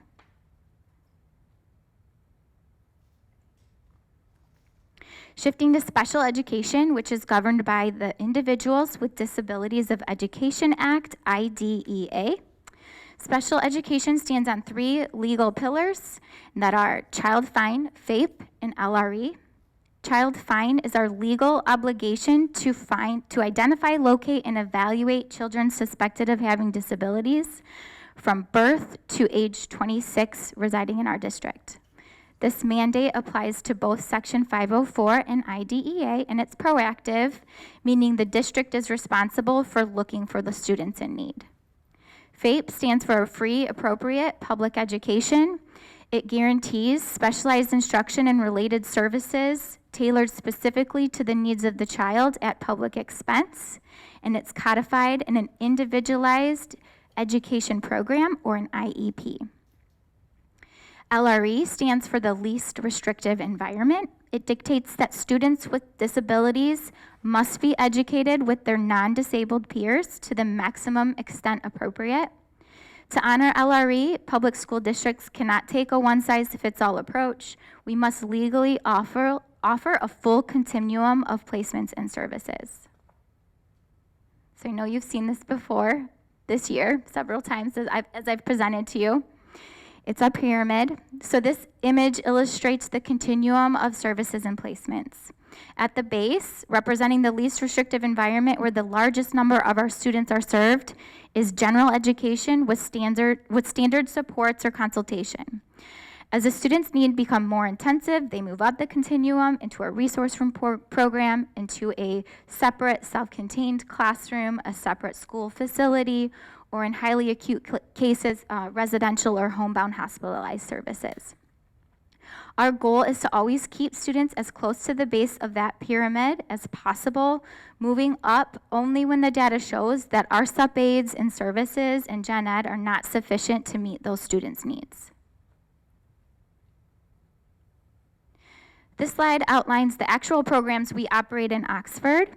We provide birth to 3 early intervention and early childhood special education programs and services. In grades K through 12, we operate resource room across all buildings, utilizing both a pull-out service approach and a push-in or co-taught support structure. For students requiring self-contained environments, we have strategically regionalized programs within our elementary buildings. Clear Lake hosts our emotional impairment program. DA, OE, and Leonard host our autism spectrum disorder programs. And Lakeville hosts our cognitive impairment program. Our middle school and high school house secondary ASD and cognitive impairment programs. And we also run our exceptional adult transition program known as the LOFT, which serves our young adults through age 26. In tandem with our classroom programs, we provide related services which are written into student IEPs. This might include social work, speech and language therapy, occupational therapy, physical therapy, and we also employ teacher consultants who provide academic support to both students and teachers. Registered homeschool families residing in our district boundaries are also eligible for services through something called a non-public service plan. And I meet with those families, we're required to meet with those families annually to inform them of their special education rights. So before I go on to the next slide, I just wanted to go back really quick and take a moment to look back and reflect on some transformation that we did a couple years ago with our elementary self-contained programs.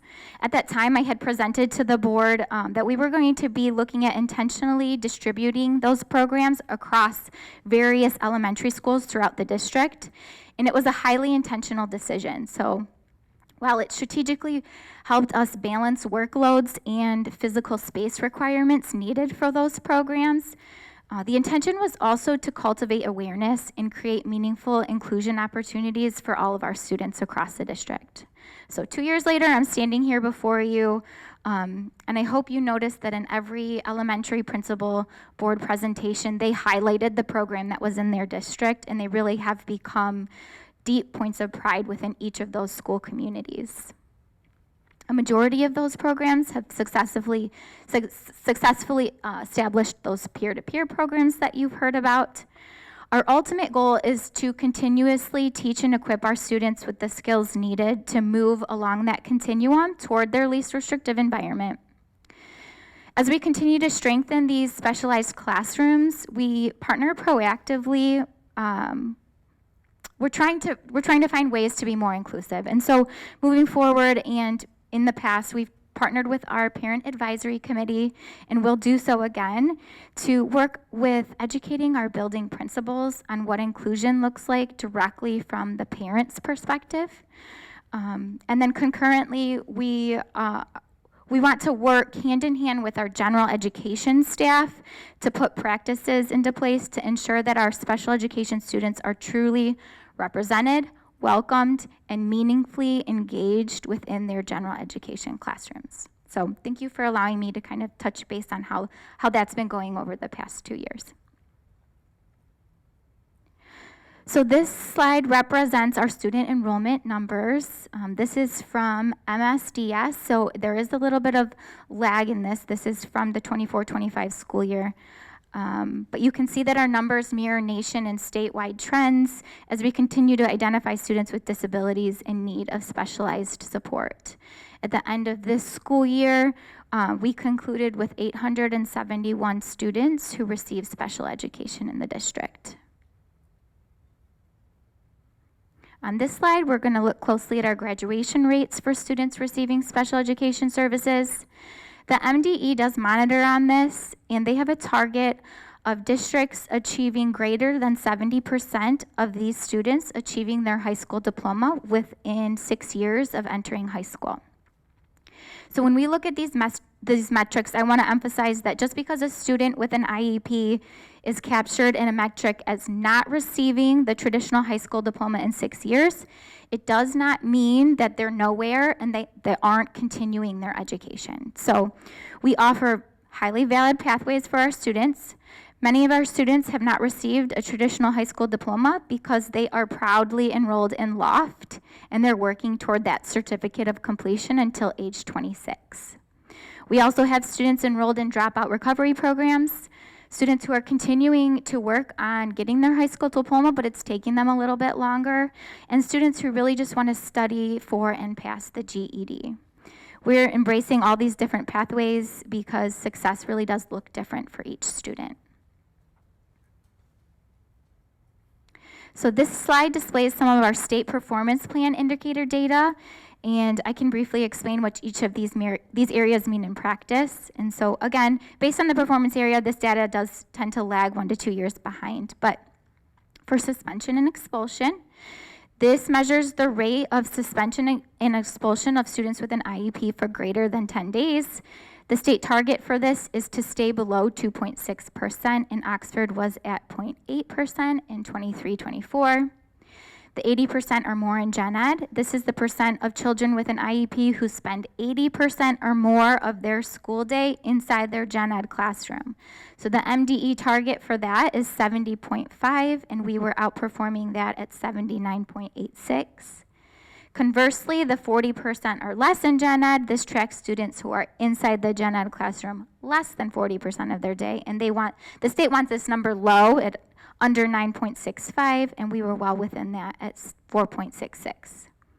Child Find, this tracks the percent of children with consent to evaluate who were evaluated and whose eligibility was determined within 30 school days or with an agreed upon extension.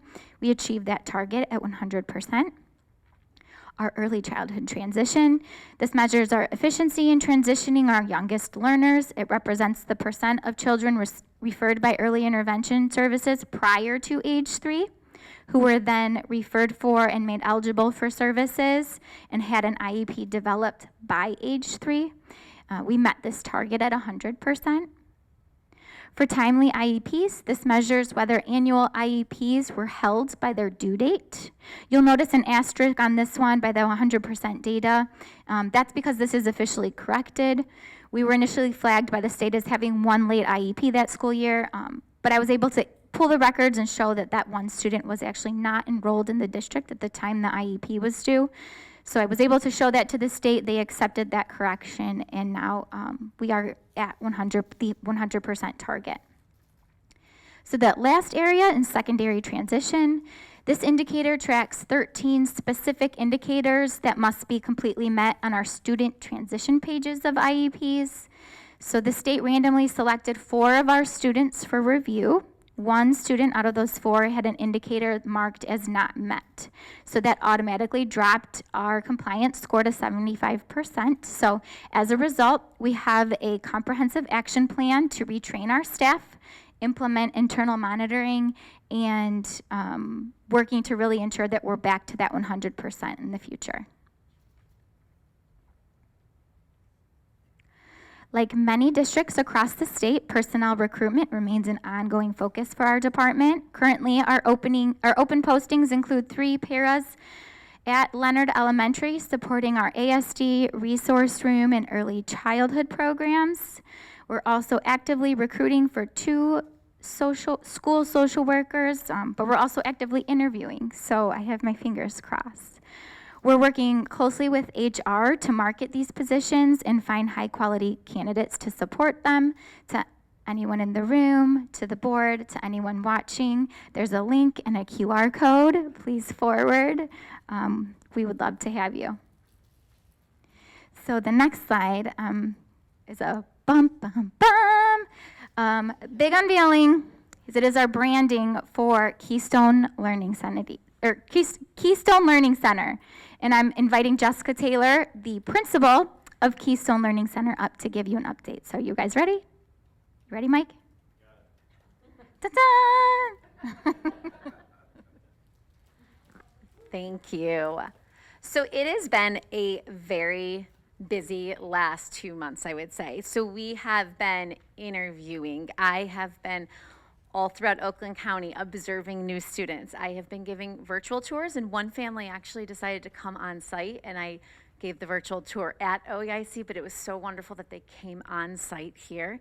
I've also then, after the virtual tours, have been attending IEP meetings, and I am really happy to say at this point we have 11 students that have gone through a completed process and are IEP'd for the fall at Keystone Learning Center. These 11 students come from 6 districts across Oakland County. We have 5 more set for the fall because the end of the school year got so busy that we really had to push back with everybody's ending days and the 30-day timeline that you go into when you come out to observe. So we also have 5 scheduled for the fall, and there is a wait list currently in our middle school program and our upper elementary program as well. We are fully staffed to open 3 classrooms, and by fully staffed, we're a little extra, and we're getting really close to even looking at that 4th. We're still actively looking for a teacher for that 4th classroom, and I want to make sure that we are safely staffed for the students and our staff to open. We not only have our 3 teachers, our 9 paraprofessionals, but we also do have a full-time speech pathologist, a social worker, and a behavior interventionist. All of this talent is coming into Oxford, and it is so exciting to bring such experience and such desire and drive to come here. It's been a very exciting process. And then along with all of that, we're planning for next year. We're planning for PDs, and also we are purchasing. We've started buying the furniture, the curriculum materials, the materials for school, the boxes and boxes that have come in and been inventoried and are now organized and are ready for the official move into the building. I think that's, yeah. But it's been a very, I will say, positive experience meeting with these families across Oakland County and getting to share that they are registering as Oxford students for the fall.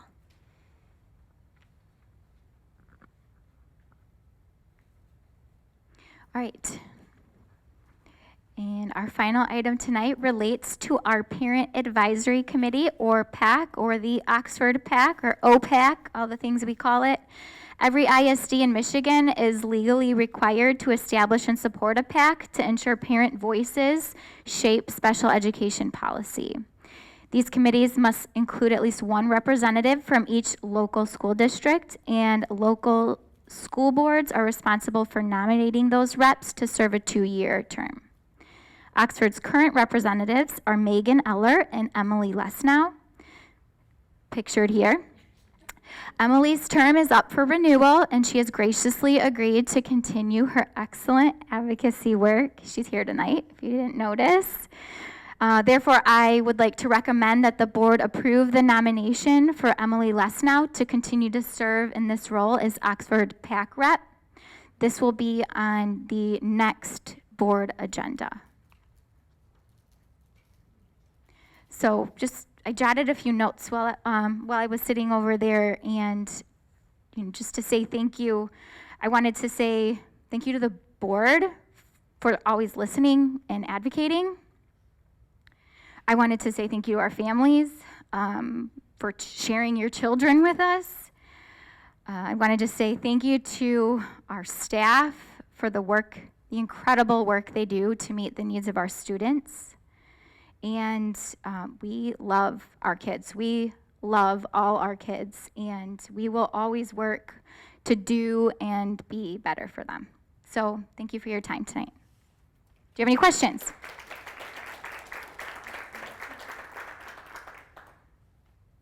Questions? James? So understanding, let me make sure you guys can hear me. So understanding that IEPs and 504s are different, right? So how are we actually monitoring to make sure that students with 504s, the accommodations are being followed?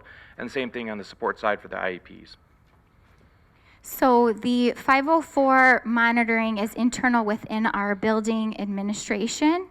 Also, I have a data specialist so the state doesn't monitor 504s in the same way that they monitor IEPs. So you saw that one slide where the state has all these targets. There's a whole state monitoring system. There's a whole state complaint avenue for procedural safeguards, and there's procedural safeguards for 504 as well. But it's not monitored the same by the state. So that internal monitoring occurs at the building level to ensure that our counselors are getting those accommodations to our teachers and accommodation logs to our teachers. And that looks different across levels. At the elementary level, I know that they're using logs that they have with their lesson plans. At the secondary level, they've moved into logging things in EduClimber. And so we do have somebody who, at the conclusion of a 504 plan, the accommodations are then sent to all teachers, and they are also sent to a coordinator who uploads all of those accommodations into the EduClimber system so that the teachers have access to not only view them, but then to record when they have been offered to the students. I also have a data specialist who is able to monthly pull a report of whose 504s are coming up due, whose 3-year redeterminations are coming up due, and making sure that we're working with those teams to giving them those reminders of, hey, you've got this coming up this month. Just because the state doesn't monitor it doesn't mean that we aren't internally keeping up on that, both at my level and also more so at the building level where they have that direct contact with staff and students. So you talked about safeguards, and that was going to be kind of part of my next question. What safeguards are in place to make sure that from a district level, we just heard from a parent last week where accommodations were removed and she still wasn't getting what she needed for her students. It was, I forget the exact number of days, school days and stuff. So we have safeguards in place. Why are we now hearing about that? And we've also gotten emails from other parents that are having other frustrations around accommodations and stuff. Yeah, so I guess I can say that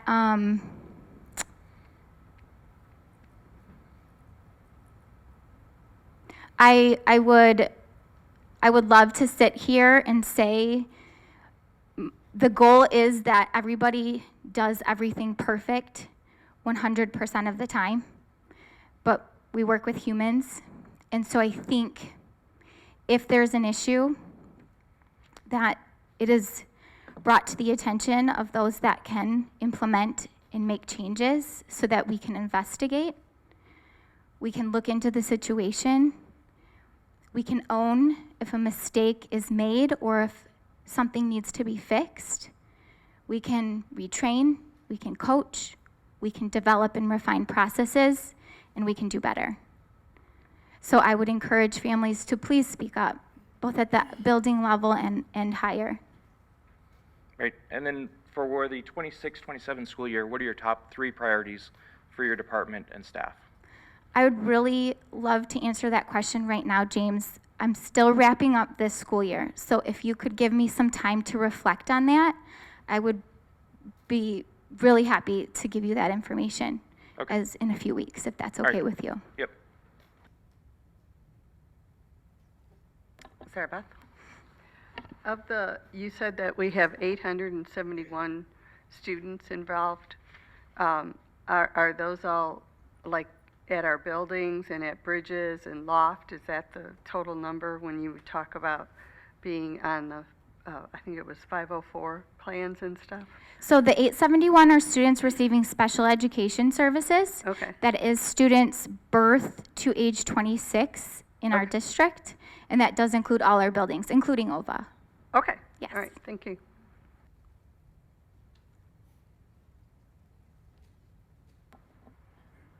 Any additional? Shane, Mike, someone is, okay. I just really quickly want to thank you guys for everything that you do. Having a child that doesn't see things the same as other kids see and process things the same way, it means a lot to me to know that you guys are there and that you guys care as much as you do. And so, as a parent and as a board member, I can tell you I appreciate your guys' your dedication and your drive to make sure that these kids are not marginalized and that they're always looked after. So, without looking like a fool and crying, thank you. Thank you, Shane.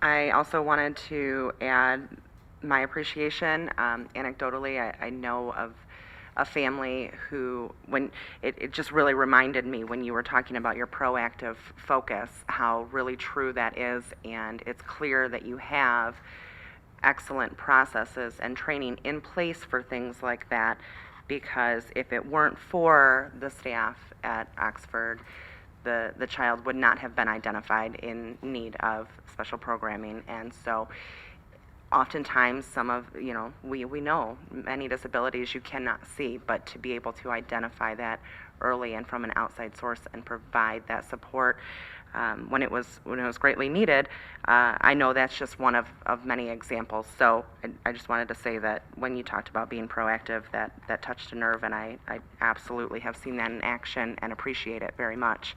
I also wanted to say thank you to Emily and Megan for volunteering so much of your time and being wonderful advocates, and we just appreciate the fact that you are willing to stay on for another term. So thank you. Thank you, Jessica and Pam. I cannot wait for the Keystone to come to fruition, and I know it's been a lot of hard work for you both and your whole team. So Thank you for your support.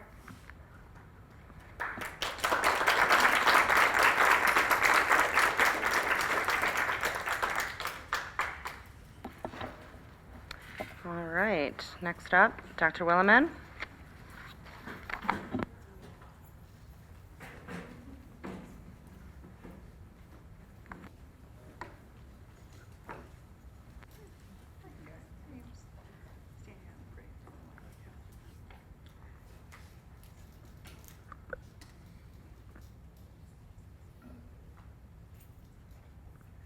Gary, you're still more than welcome to come up here if you want.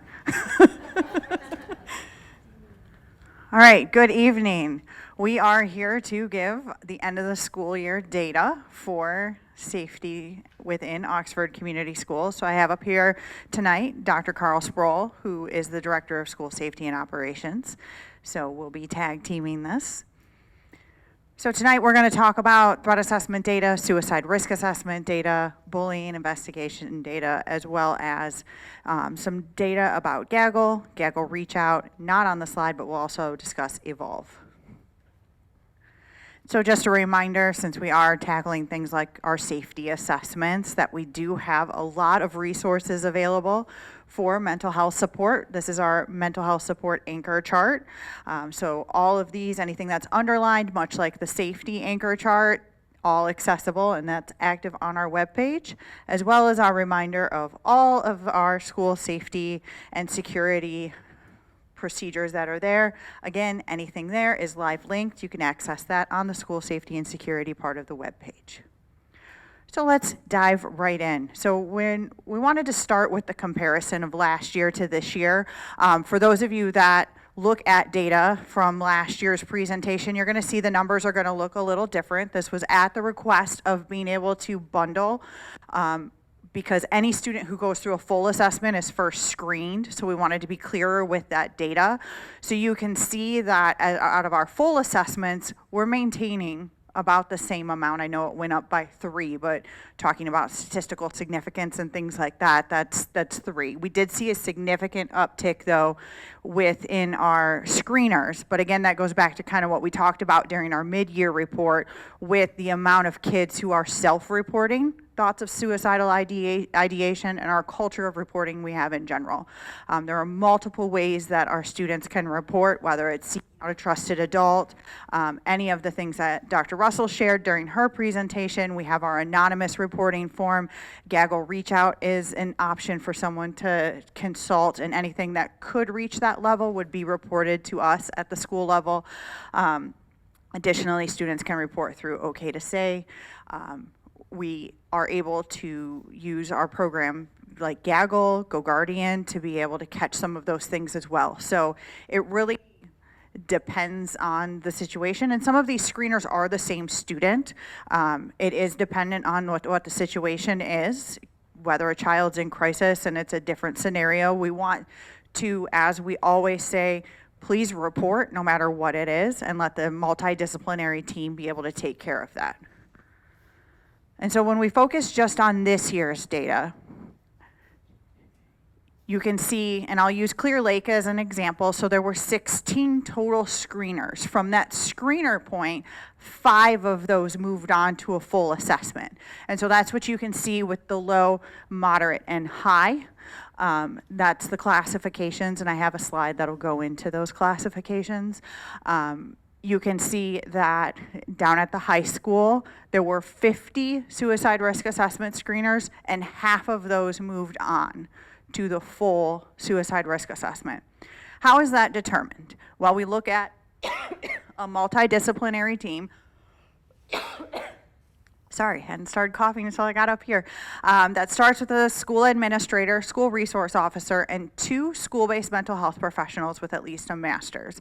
And in this instance, our school-based mental health professionals are really the ones driving the process with support.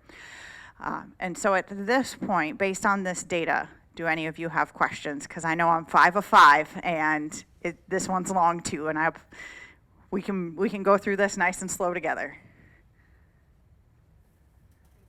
Okay. So when we look at risk classifications, how do we get to this low, moderate risk, and high risk? This is directly from the Columbia Lighthouse Project, who oversees the Columbia Suicide Severity Rating Scale, and that's the model that we use for our suicide risk assessments. This is taken directly from their information that is publicly available. You are more than welcome to go to the Columbia Lighthouse Project website. So what they consider to be a low risk is someone who wishes to die or suicidal thoughts without a method, plan, or intent. Or it's been a month since there was suicidal ideation. Or there was modifiable risk factors and strong protective factors. And so it's not a this and or that. And so you can see that there is the or, there's always that opportunity within the discussion as things are being classified that you want to figure out where the kid is going, because you don't want to find a kid in crisis and say, oh, well, it was 29 days ago, so it's okay. It's digging more into it. So this isn't always a black and white cut and dry process, but this is some of the guidance that we have from the Columbia Lighthouse Project.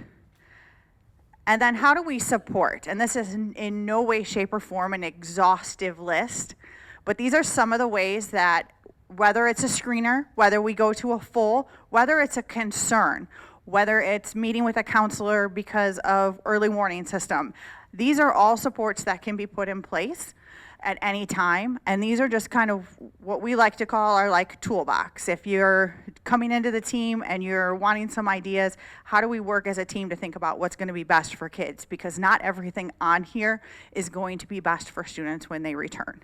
Whether they were out for just that little bit of time for the screener or it was an extensive period where they had to be hospitalized. Each of these supports are personalized to the situation and the student needs. Any questions on that? Okay. All right, so threat assessment. Much like our suicide risk assessment, our threat assessments are maintaining about the same numbers. And again, if you look at the data from last year, if you pull up last year's presentation, you're going to see a little different numbers, but that's because we combined the screeners and the fulls, because if there is a full, it is screened first. And so we just wanted to be really clear with that data. So you can see there was a little uptick in our screeners. And then the fulls actually went down a little bit, which again speaks to our culture of reporting and our kids feeling safe to report, whether it's themselves, whether a teacher is seeing something. We have a great culture of reporting when it comes to threat assessment and suicide risk assessment. When we dive into this year's data specifically, again, I'll use Clear Lake. At Clear Lake, there were 10 cases that were screened. One of those moved to a full assessment. And then Leonard, same type of thing, 14 were screened, one of those moved to a full assessment.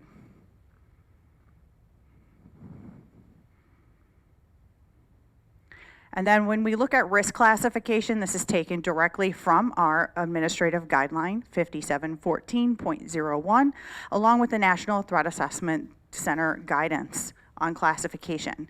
This is part of what the teams use as they make their determination. In a threat assessment, the multidisciplinary team is made up of a campus administrator, an SRO, and one school-based mental health professional with at least a master's. If that student has an IEP, 504, any sort of specialized services, the appropriate staff members are included in both our suicide risk assessments or our threat assessments.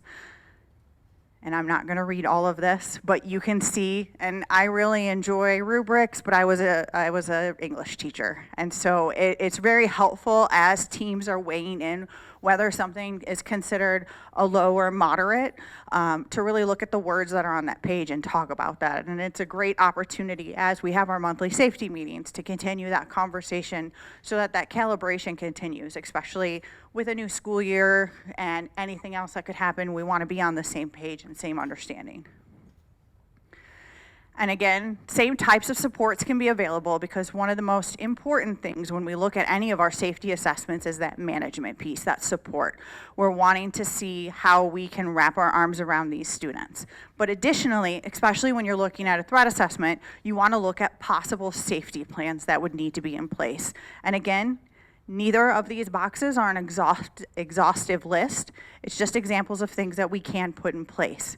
And so wanting to point out that although discipline is not the goal of threat assessment, there are times when code of conduct consequences are applied based on the situation.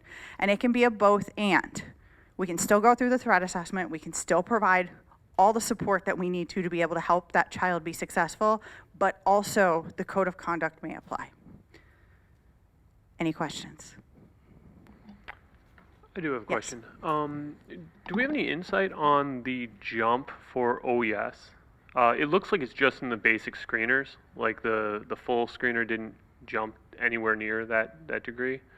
But are we just changing some of our practice? I mean, like, I don't know. There seems like there's a big jump, and then if you combine DA and OES, there's a considerable jump over those two schools compared to the other elementary schools. I would think that the practices would be a piece. I would also say Melissa Cree is part of both of those campuses, who's also our one of our other master trainer here. So having that level of expertise on a campus level really sets a different tone. And she does help other campuses, but having that person day to day with you is different. Marie Murphy does an incredible job with her team, and there was a lot of transition, but being able to adhere to our protocols, our checklists, and making sure that she has created in this building, as well as Chad at DA, that culture of see something, say something. I think that is something that could be credited. I would have to dig every single one of those threat assessments, but those are two of the things that, not just because they're both in this room, but those would be two things that I would highlight for those campuses. Thank you. Also, just in general, I know Dr. Russell touched on early warning as well, but just in general, I mean, we get all this data, and I know we've shown on the high level, like, you know, we've got the chart that has all kind of the it's on whatever, slide 4. And so just kind of, I mean, I guess a high level, we talked about it I believe it was last week, you and I, and Yes. but just kind of a high level, what that looks like with the EduClimber, because we see all this information. It's easy to think maybe these are in silos and they're we have to pick information out, and somebody's got to, but showing how we're trying to be more proactive, and that in general, I think maybe just a real high level. All right, so high level, it all kind of plays together, and something that Dr. Russell put together this year in a way to make it visually appealing is where does all of this live? And so really narrowing it down to our 3 buckets of PowerSchool, EduClimber, and Raptor Student Safe has been huge, because you're not looking at 7 different places. You're going to 3 places, and I can do that. Dr. Sproul can look at one, you can look at one, and then we're going to come together. And that is part of the process as you're going through and you're gathering data, whether it's in a suicide risk assessment or a threat assessment. That is part of the task, is we're checking PowerSchool, we're checking EduClimber, we're checking to see what else is in Raptor Student Safe, because there is, depending on things that are developmentally appropriate, but we still want to log that, we're still keeping track of that. But that is part of, as the teams are coming together to be able to make that assessment and analyze the situation, it really is looking at all of that. And as we put support plans in place, looking at once the threat assessment or suicide risk assessment is closed, how are we still supporting that kid? And that information is then going to live in EduClimber, and then that's where Dr. Russell's kind of role takes over with MTSS, and really making sure that those students are continuously being talked about, and not in a way that it's, oh, well, that kid did that, we're going to point a finger at them and they're always going to be labeled that. It's how do we support that kid?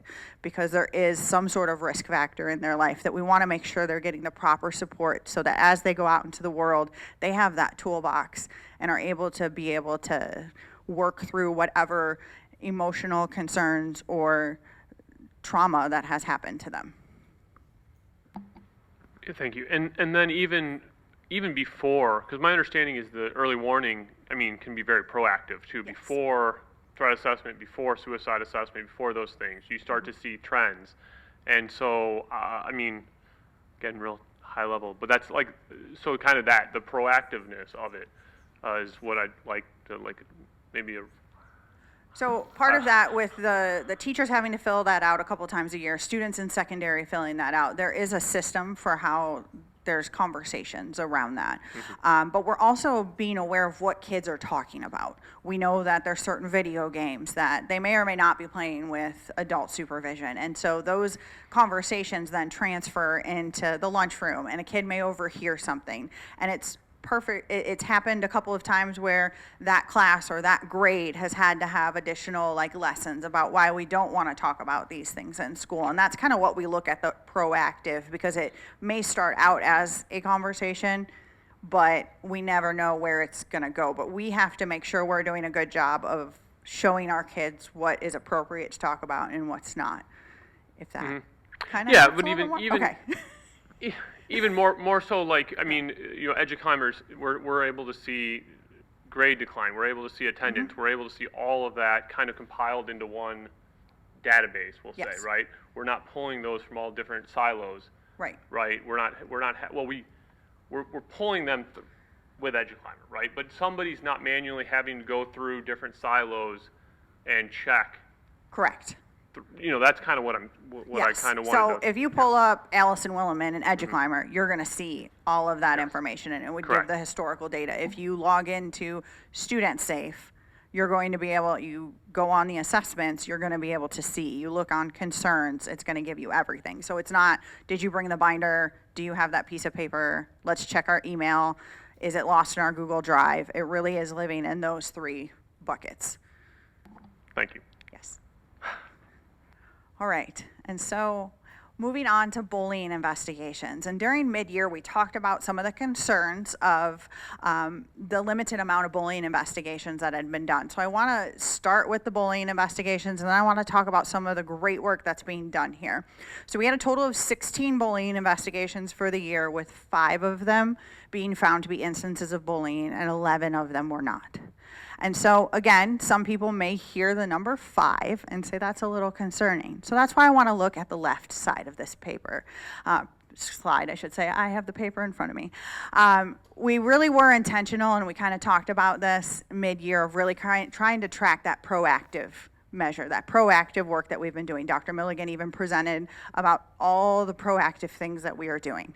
And so we were really intentional from March through June. We even added in PowerSchool interpersonal conflict as a way to log, because not everything reaches that level of bullying, but also everything isn't a peer concern either. So we needed that interpersonal conflict where it was just that one step up and it wasn't bullying, it was just 2 kids having an issue. And we really asked from March to June for our principals, our mental health staff to be very intentional about how they're tracking those communications that they're having with their students.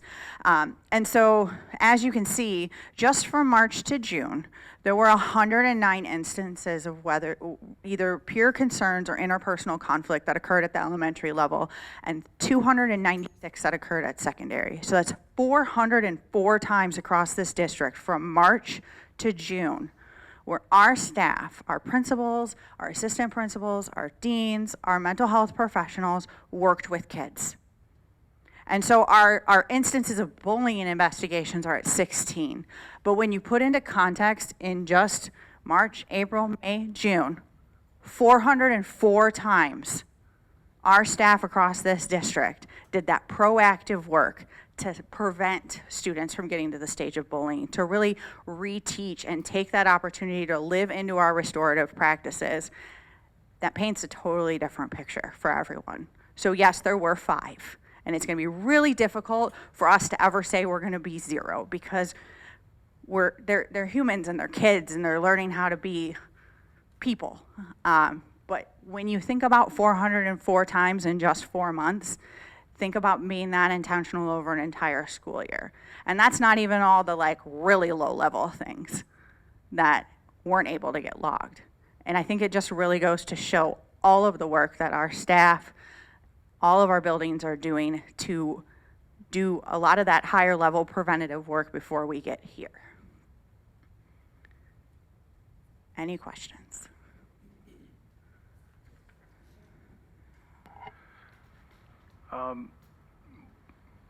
Investigations are 16. How many reports of bullying turn into investigations?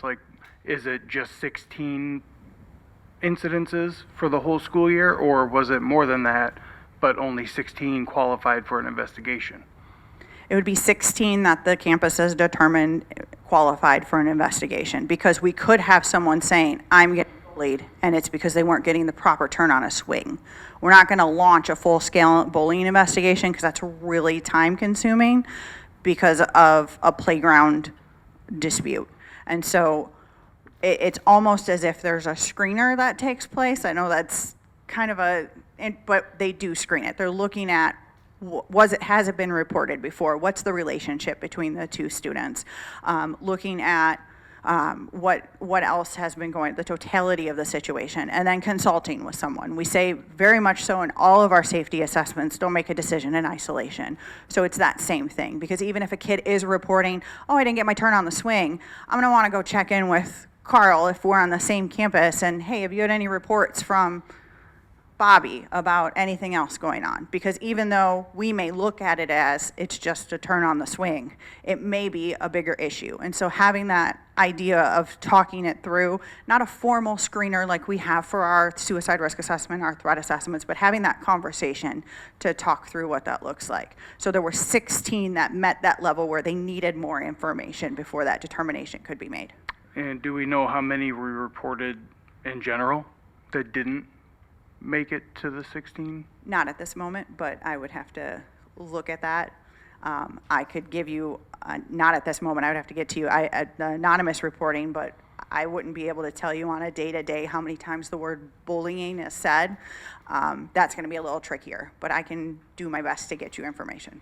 Right, I guess I'm just asking, if a student comes to an adult and says, I'm being bullied, does that get tracked, or does it only get tracked when it meets the threshold for an investigation? For a bullying investigation, it's only tracked in Raptor Student Safe when it goes to a full investigation. Anytime someone goes to an adult or uses our anonymous reporting or OK to say or any of that, if it's kind of screened, because that's lack of terms for it, and it's determined that it's not that, maybe it's a peer concern, maybe we can have restorative between the two students because it's a peer-to-peer issue. We're not going to track that as bullying because it doesn't meet that definition. That's where it's going to be tracked as your peer concern or your interpersonal conflict.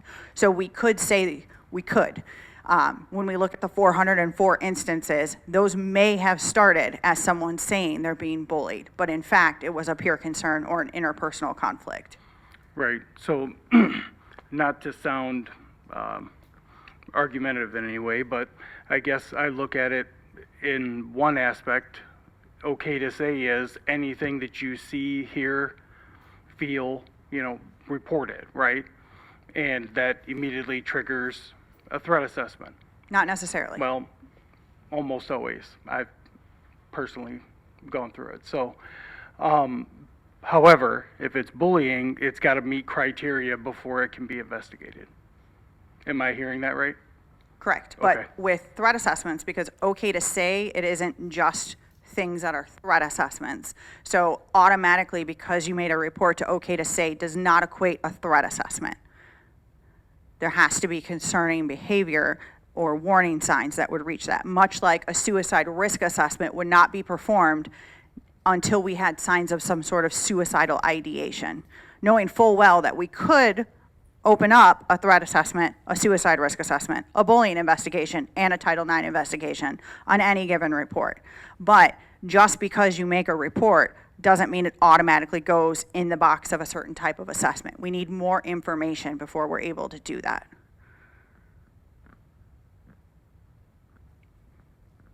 All right.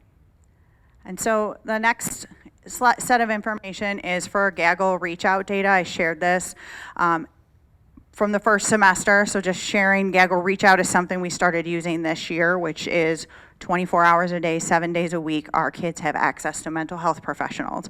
And I have the QR code up there just in case anyone at home. This is active all throughout the summer. And so you can see we had 94 times where our kids this year did reach out. And it's issues that could be any of the following. We get a summary every month of the types of things that people are reporting. Anything that would reach certain thresholds, if there were any CPS concerns, suicidal ideation, threats, anything that could reach that level is reported to us. So it's not they keep all of the information, but if it is, I'm having a problem with a friend or just general, I'm a little nervous about taking finals, that stays within Gaggle reach out.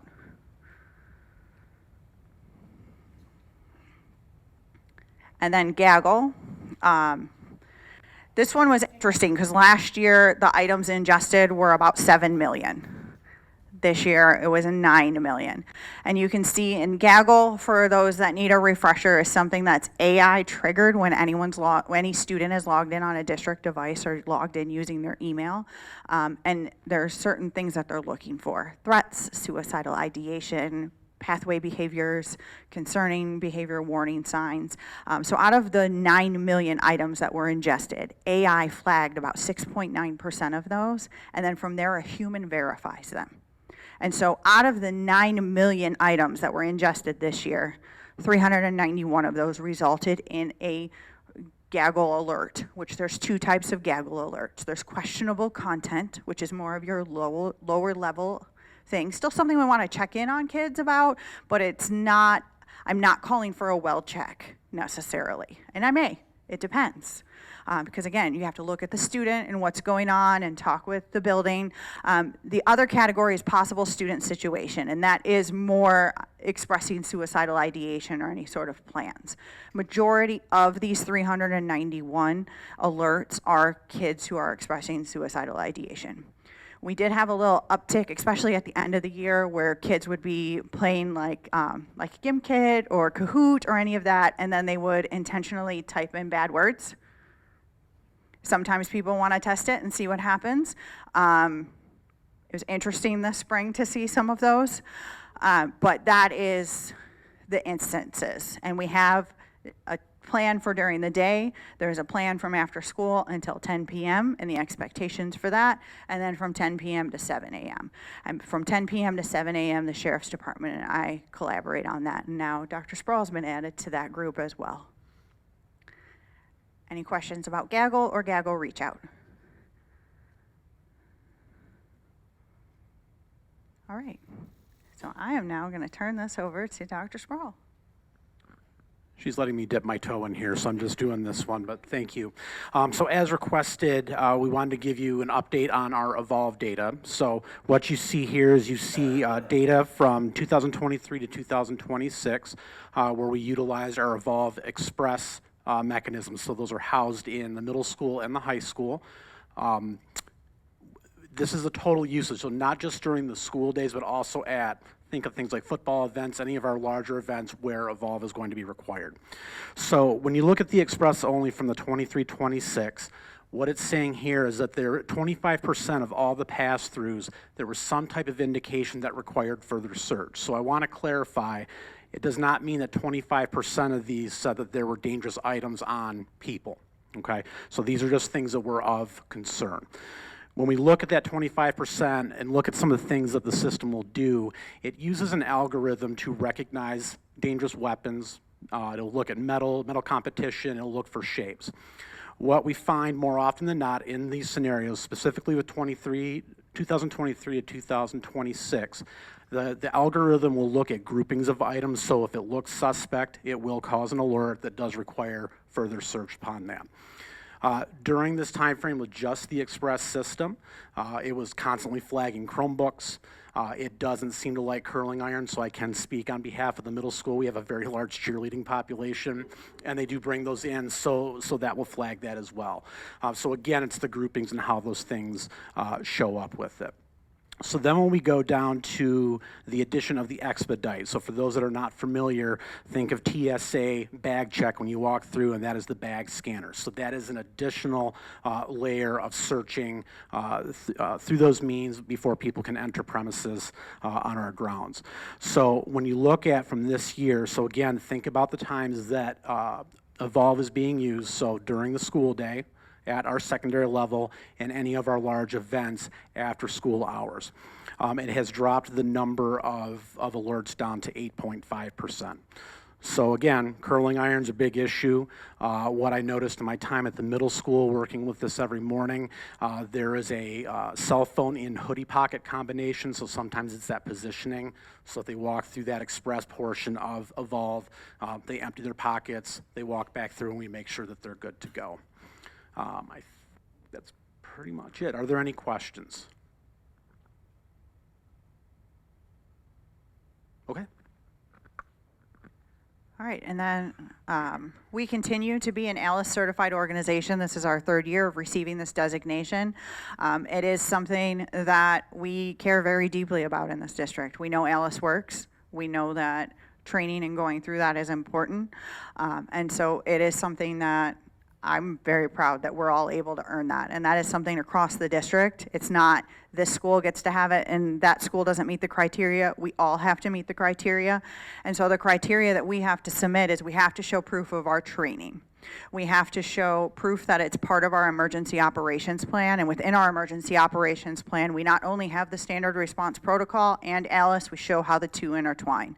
And so all of that portion of the EOP it's screencastified to be shared with them, so they're able to see that and recognize that we are in fact not just saying we're doing it or training. It's actually embedded as part of our plans.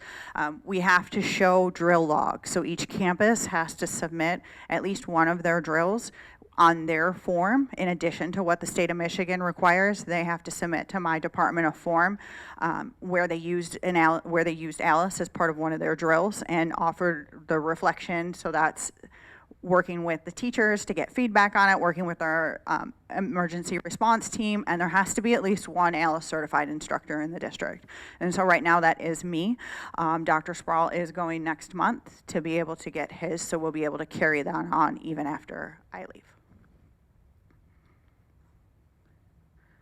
Our school-based safety and security meetings, something that we implemented during the 23-24 school year, and something that I think has been very beneficial and a great way to be able to have that dedicated time. It's really hard to have an hour every month in addition to the other expectations, but for each campus to make that commitment for an entire year, it's fantastic, and having that dedicated time. So at the end of every year, we have them take a survey. The only identifying factor is what campus they are on, because that information is key as we plan our scope and sequence for the year, and even now as we're planning for the transition so that Dr. Sproul will be able to continue that work on.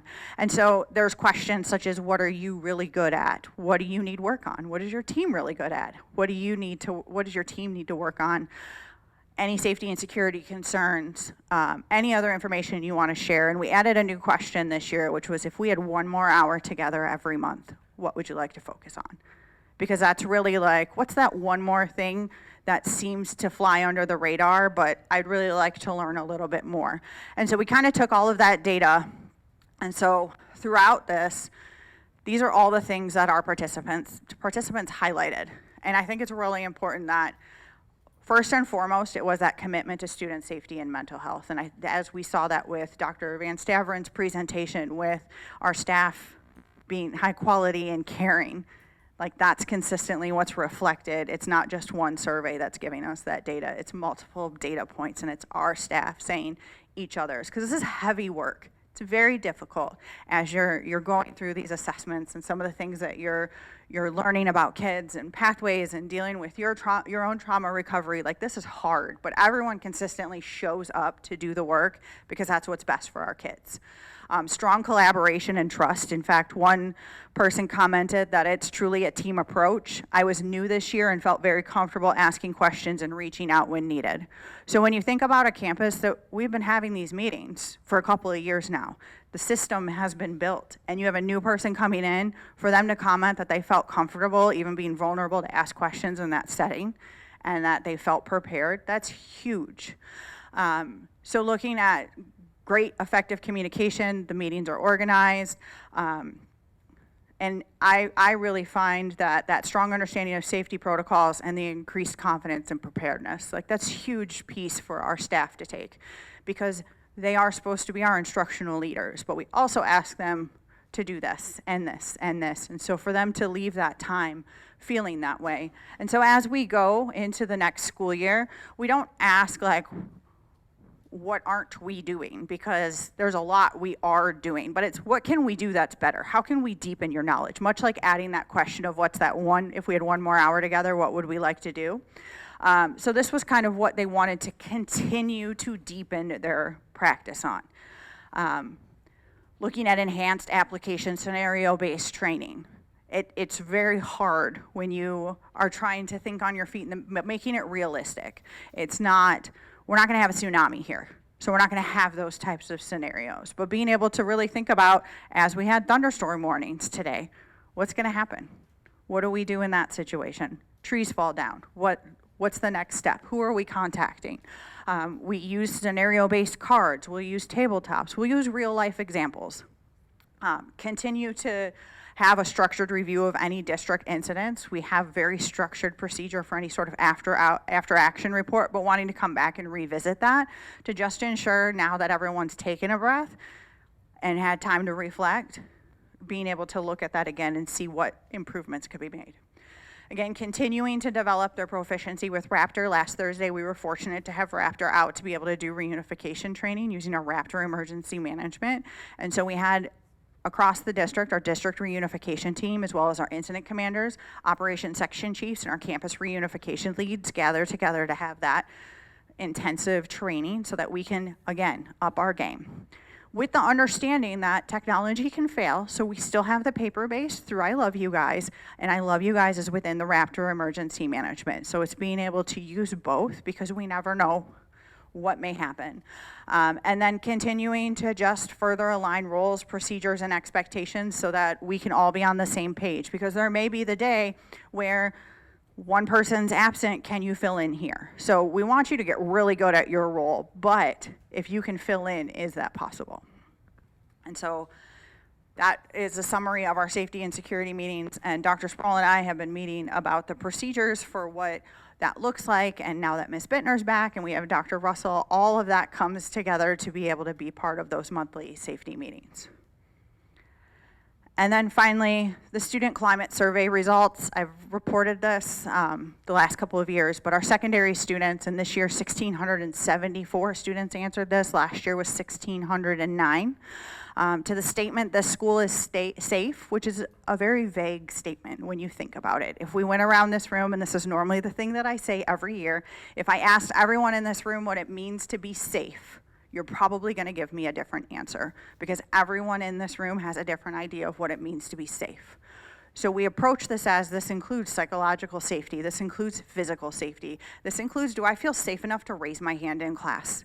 So this literally is every single staff member in this district contributes to this number.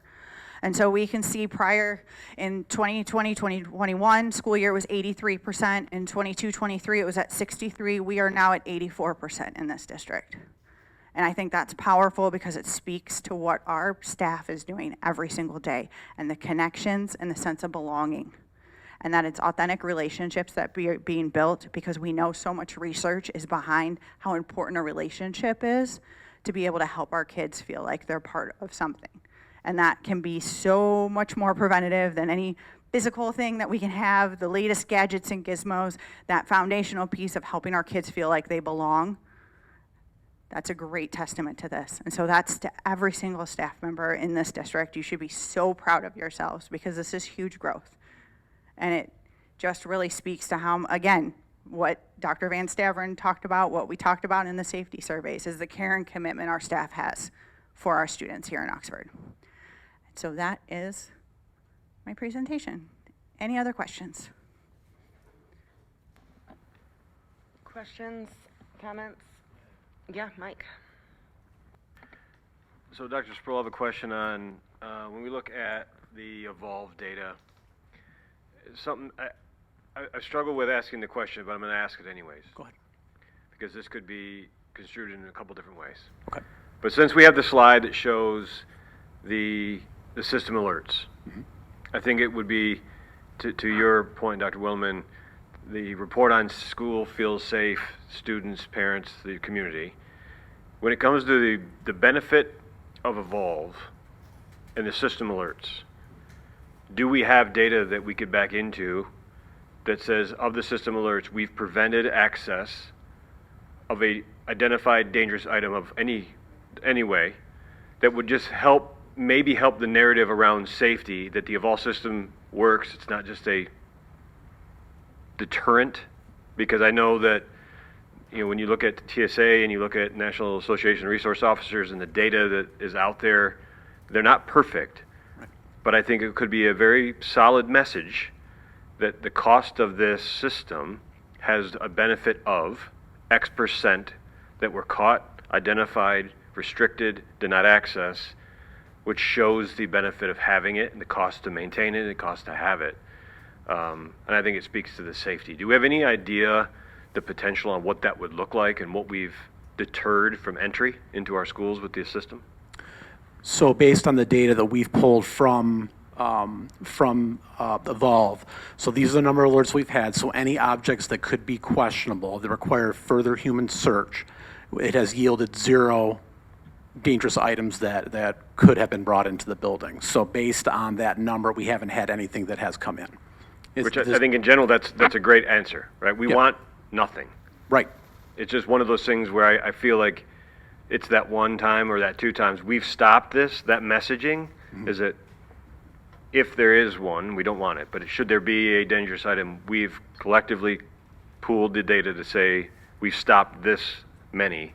And low is great, we want low numbers. I was just curious on, since we're talking about alerts, did we have a next layer of data that shows we stopped or denied entry or caught or something along those lines that just shows validity? Sure. And again, I understand the question could be very interesting to dialogue, but I'm curious, it would be a great message on the benefit of Evolve.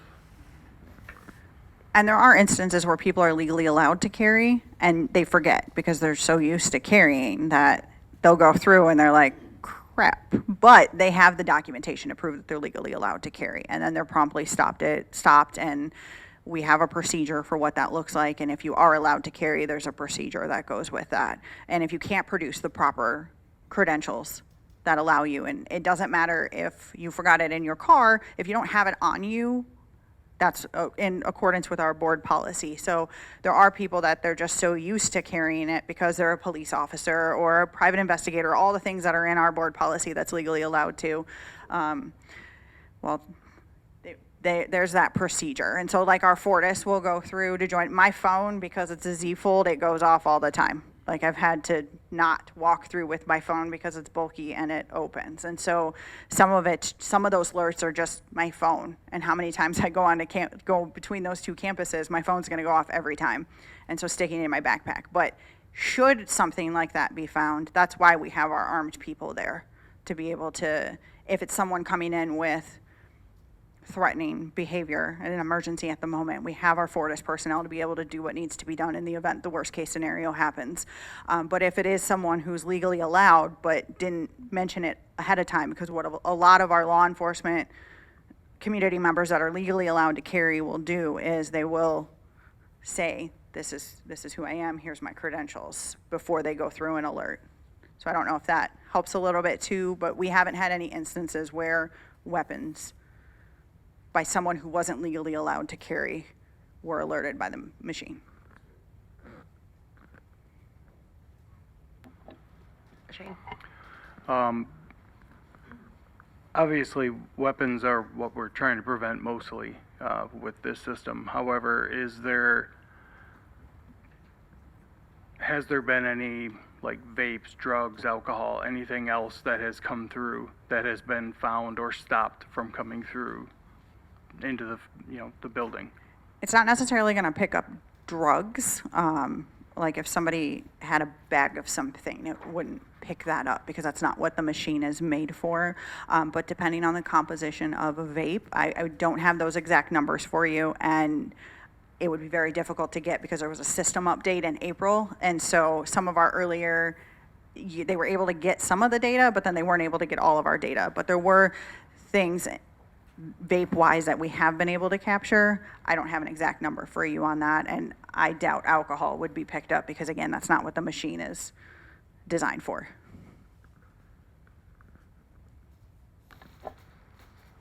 Any other questions or comments?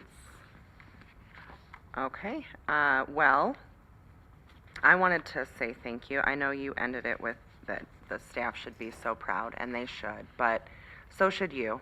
And I appreciate all of the work that you have done over the past few years.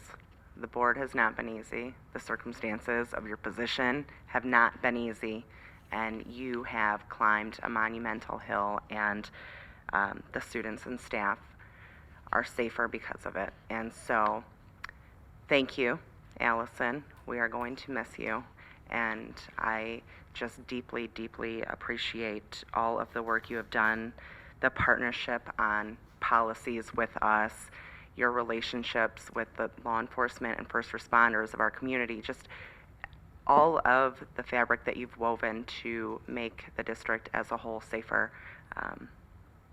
We just really appreciate it. So best of luck to you, and thank you. Thank you.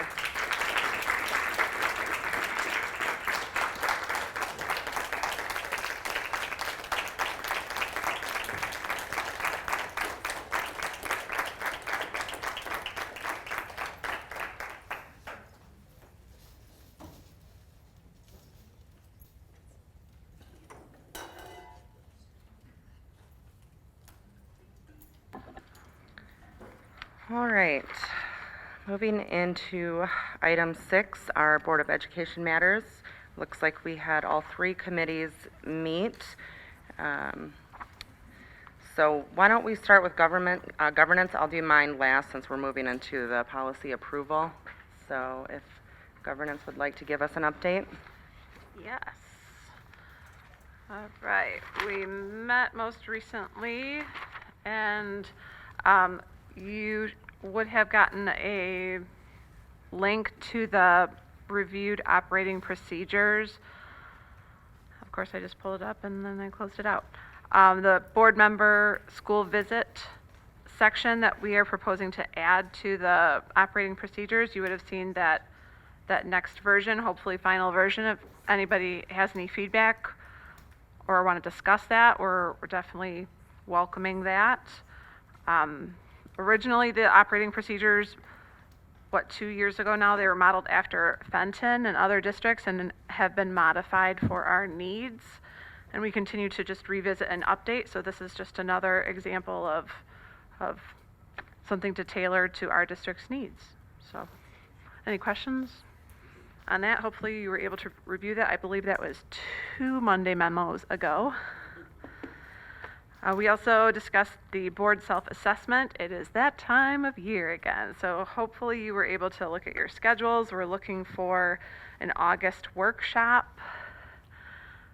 Does anyone have any proposed dates or dates that they would like to make note of that we absolutely need to stay away from in August? We're looking at,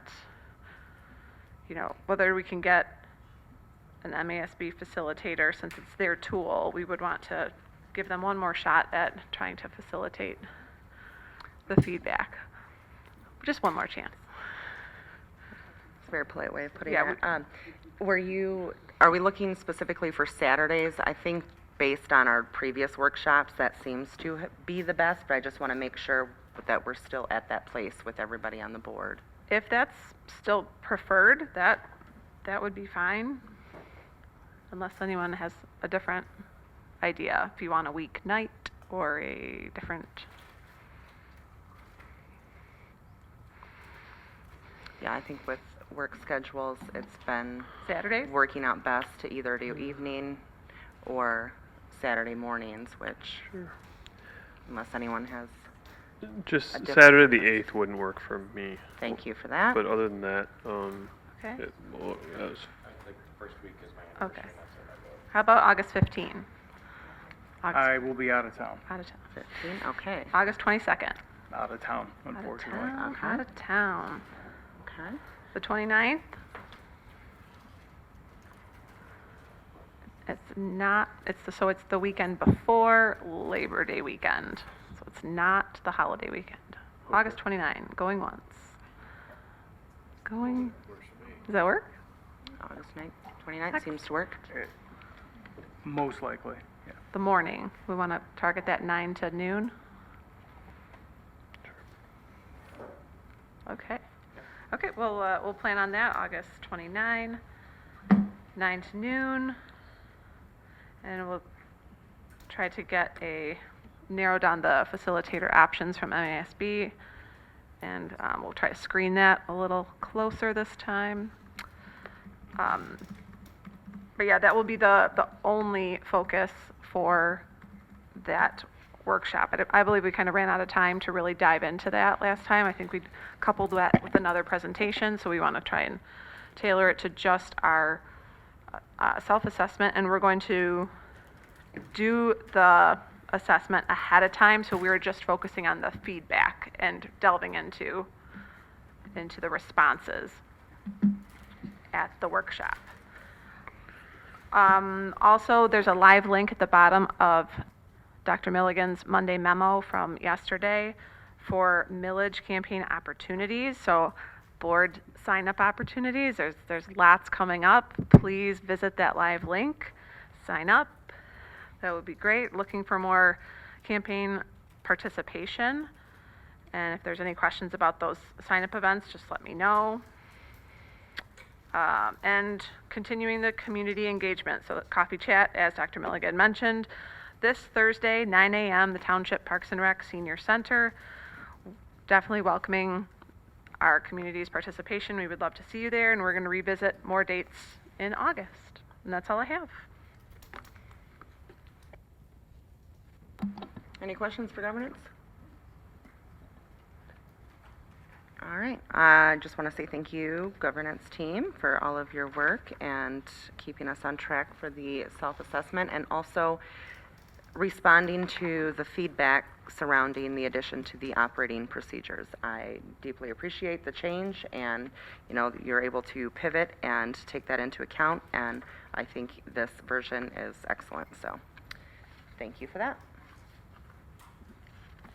Finance.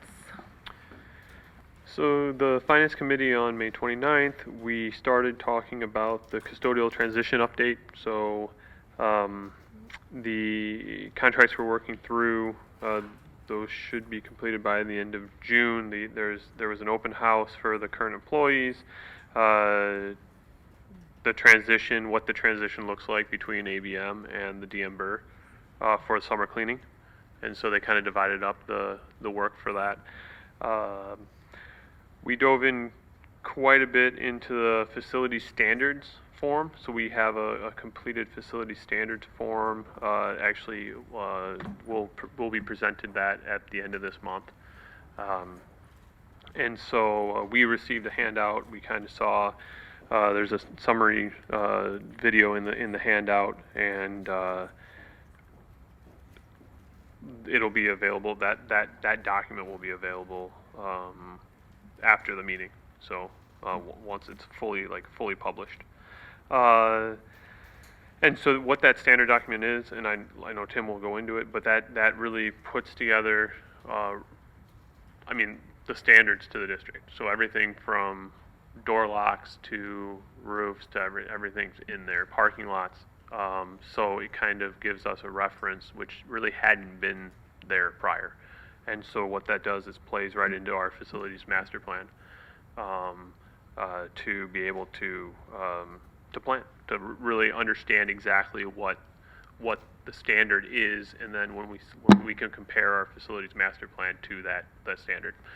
And so we kind of went over that. And that facilities master plan, the FMX database is being worked on. That's gonna be developed over still a couple of years, probably, over as we're putting all the input in. But then between that and the standards document, we're gonna have a pretty comprehensive tool to be able to both look forward as far as planning is concerned, but also be proactive as far as maintenance is concerned and all of that. So it's really encouraging there. Any questions about that first? I think I'm following. I just want to make sure. So what I'm envisioning is something like an ISO process, where you have a picture of a standard that your door should be like this. It should be so many inches, right? That's what I'm envisioning. Am I on track to what you're talking about with the standards? Is that something that like each principal at every building will have a copy of to make sure that their facilities are up to the standards? You can take a look at thank that. you. But so in a way, sure. I don't know if it's going to be monitored by principals of the buildings. I don't know. How it's going to be. Yeah, sure, of course. So the intention of that document, if you remember the graphic that was in the Monday memo, it was a square with an arrow going up, and it said, okay, here are the standards. That's what those are. These are the standards we're saying over X number of years. Our goal is to get all of our buildings up to those standards. The next part of this process is to analyze where all of our buildings are compared to those standards. Some of them are closer, some of them are further away. Essentially, that's going to be our roadmap for our facilities improvement. So as we're working to possibly do a bond in the future, or a sinking fund, or whatever the case may be where we're improving, we already have the plan laid out, and they're based on standards that have been well vetted within our district. We had a large group of people work on these standards almost all year long, giving input on what is important for students to learn, what do our facilities need to look like for modern learning. And that's where those came from. So that's the pie in the sky. This is where we want all of our buildings to be. That's what our kids deserve. Where are we at? And what do we need to get all of our buildings? So this is not a document for principals to go through and check mark their buildings. We will have a process that categorizes our buildings in comparison to those standards and an action plan forward on what we need. to do. Yeah, Does that this is help? very helpful. Yep, this absolutely I was close, but I wasn't quite envisioning what this is. No, this is great. Thank you. And Thank you both for Gary that will be explanation. doing, Gary and John will be doing a presentation on that at the next meeting. Yeah, I think Tim's actually going to do the presentation. What? Is that true? Wow. He, yeah. Oh. Mostly Gary and Might be an Tim. earlier night. And Courtney. the whole team. But a lot of work has been clearly put into that, and not just the leaders, but throughout the district. They've been, and so yeah, it's going to be very beneficial. So I was very encouraging to see that. The summer projects, I mean, Tanya touched on some of those earlier, but the Clear Lake flooring, the OAS track, some of those other items were touched on, the OMS Enviro project. And so kind of just general updates on those. We did talk about, part of the finance committee has been facilities too, just because those are so closely linked. We did talk about the summer pool program, and there was some miscommunication on the status of that program going over the summer, and so that was that will be allowed to meet still. So I mean that was touched on. The Keystone Learning modular furniture that had passed, we did talk about some of the individual pieces were out of stock, and so how we would come back to the board, like how that was going to be organized, because it's still, John, can you help me out with that one actually? Yeah, the original plan budget came forward for, when it was that, 7 months ago. Mm-hmm. Some of the items, or a couple pieces were presented there, were out of stock, so finding comparable replacement pieces caused a cost fluctuation that is above the current authorization of the board. So once we figure out where we're at with everything, what we have left to address those issues, depending upon the amount, we'll be either coming back for reauthorization of the board or communicating with the subcommittee if it's a small material. Yeah. That's all still reimbursed to the ISD, right? Of course. We talked about the status of the previous central office building, and actually that we see today that there's a motion for the sale agreement of that building here. So we did talk about that one. And then Mike, do you mind if I just add in Sure. something to the sale? I just want to remind everyone that, as John has shared in the past, the proceeds from that sale must be used in a very specific way. We've been, some individuals have been reaching out to say, hey, could you use it for this? What about that? It is very strict on what we can and cannot use those proceeds for. So I just wanted to let our community know that we'll be navigating the use of those funds through those parameters. And that was due to the purchase or at least the remodeling of that building. Yeah, the prior bond work. Under the bond work. That's yeah, correct.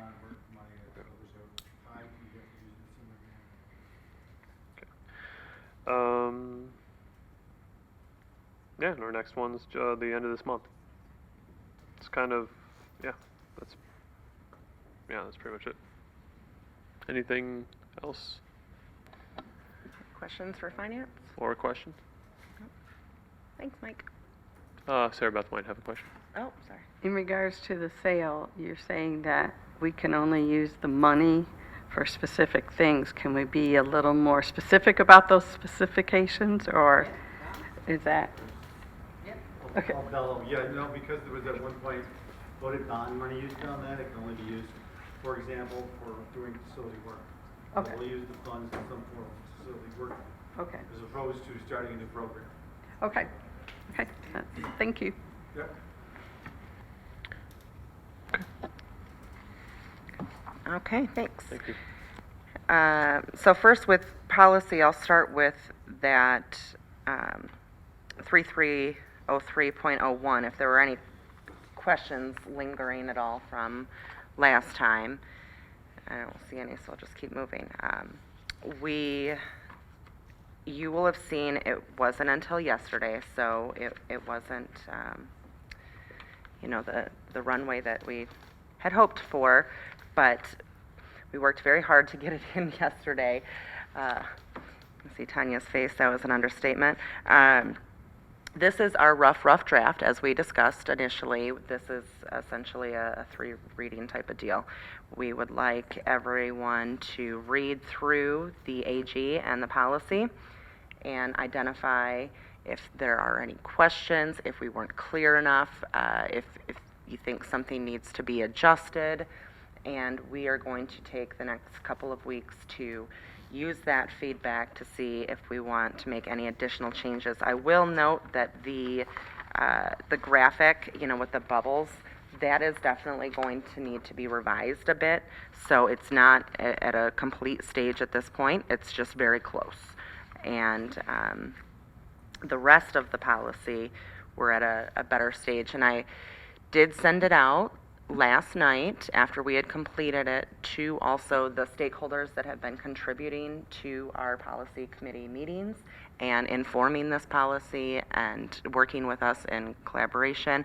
So we did already receive one email back and feedback, so that is encouraging. I'm excited to hear from additional, so anyone watching at home, all of our community members, spread the word if there is anybody interested in taking a look at this and providing us with your feedback. It is greatly appreciated, and again, everyone who has helped us along the way, that has been greatly appreciated, because it was a heavy lift, and I am glad that we did end up making our deadline. That said, we'll be continuing to work closely together, the three of us, over the next couple of weeks based on what we receive back, and we would hope to have an actual first reading for you, which I imagine will be pretty close to this in a couple of weeks. But I didn't know, like I said, it was yesterday, so I don't know how much you've had a chance to read it, but if there were any questions or comments on this specific policy in AG?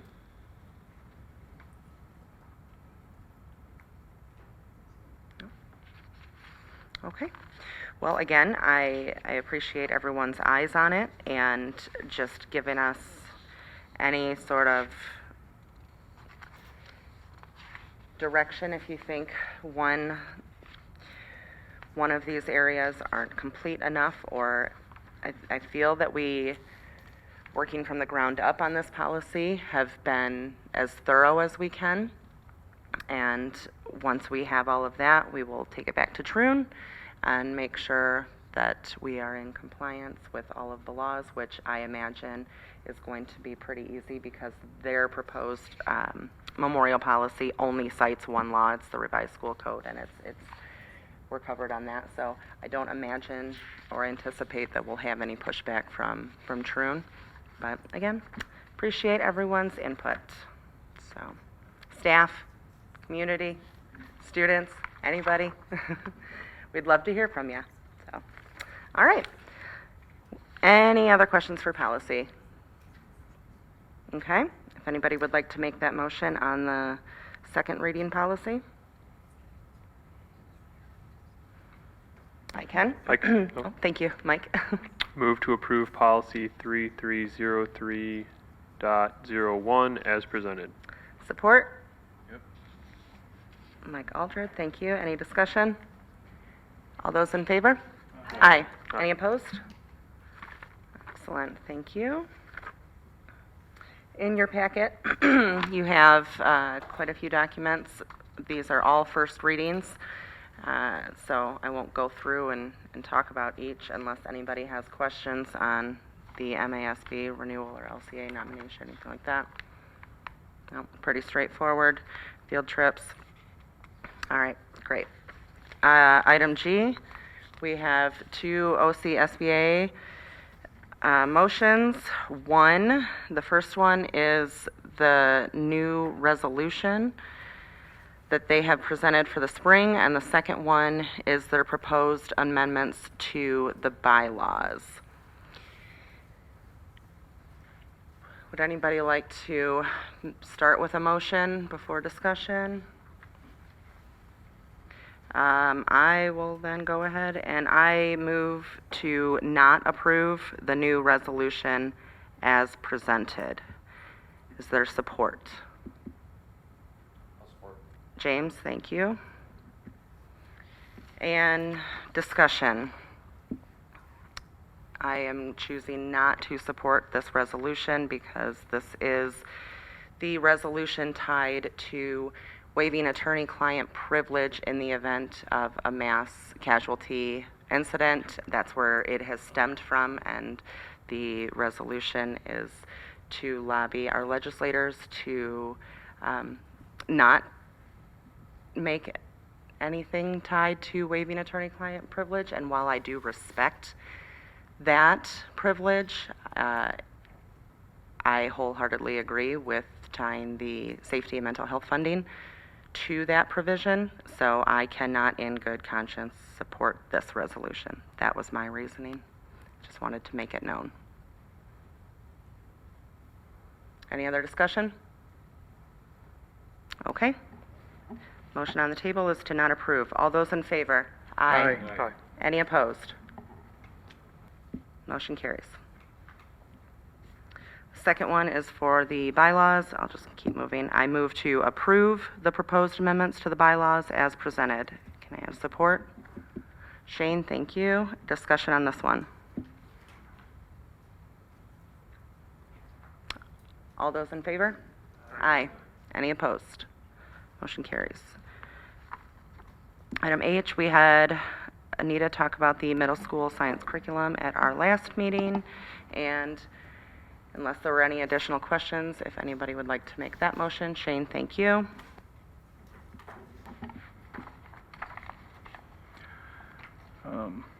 Move to approve adopting middle school science curriculum as presented. Support. Ann, thank you. Any discussion? All those in favor? Aye. Any opposed? Motion carries. Item I, we have a FOIA appeal on the agenda. Justin had provided, which we appreciate, thank you for the synopsis, as he typically does, giving an overview, and I'm assuming everybody is well versed on that. This was a $70 FOIA fee for, okay, sounds like everyone knows what this one is. So if you would like to make a motion on it, Shane, thank you.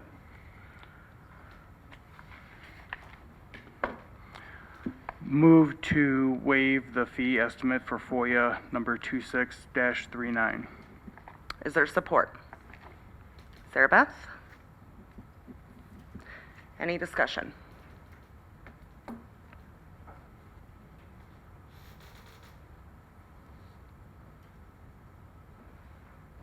All right, all those in favor? Aye. Opposed, that's gonna be, I didn't quite get that. Can I have a hand raised for oppose? Okay, never mind. I thought I heard it, sorry. It's late. All right, motion carries. Item number 7. John, we have our final budget amendment and the L4029 approval. Are you speaking to it, or? Excellent. Oh, Courtney, Here I am. there. Oh, I didn't mean to sound so excited. Sorry, John, but yay. So, I am presentation 6 nice of way. 6, if we are continue to count, and Pam just gave me a 5-minute timer, so we're gonna see how fast we can get through this. So I'm here tonight to present the final budget amendment for fiscal '26. This presentation will cover the final adjustments to our general fund, as well as updates across all the other district funds. In your board packet, you have the final amendment summary, which highlights adjustments made from our original budget as well as the amended budget. The schedule that you see on this screen shows the line item changes across each category. There's a schedule like this and for each of the funds. I just put an example up for general fund just so you can see. If you look on the far right column, there's letters against the line items. Those are used to indicate major adjustments that we want to make sure to call out. When you're looking at the summary, you'll see on the front page, you'll see this, and then on the very next page, it's going to be that corresponding explanation to kind of call out what those adjustments are. I want to highlight some of the key drivers behind this final amendment. First, we have seen typical year-end fluctuations in our grant funding and program allocations.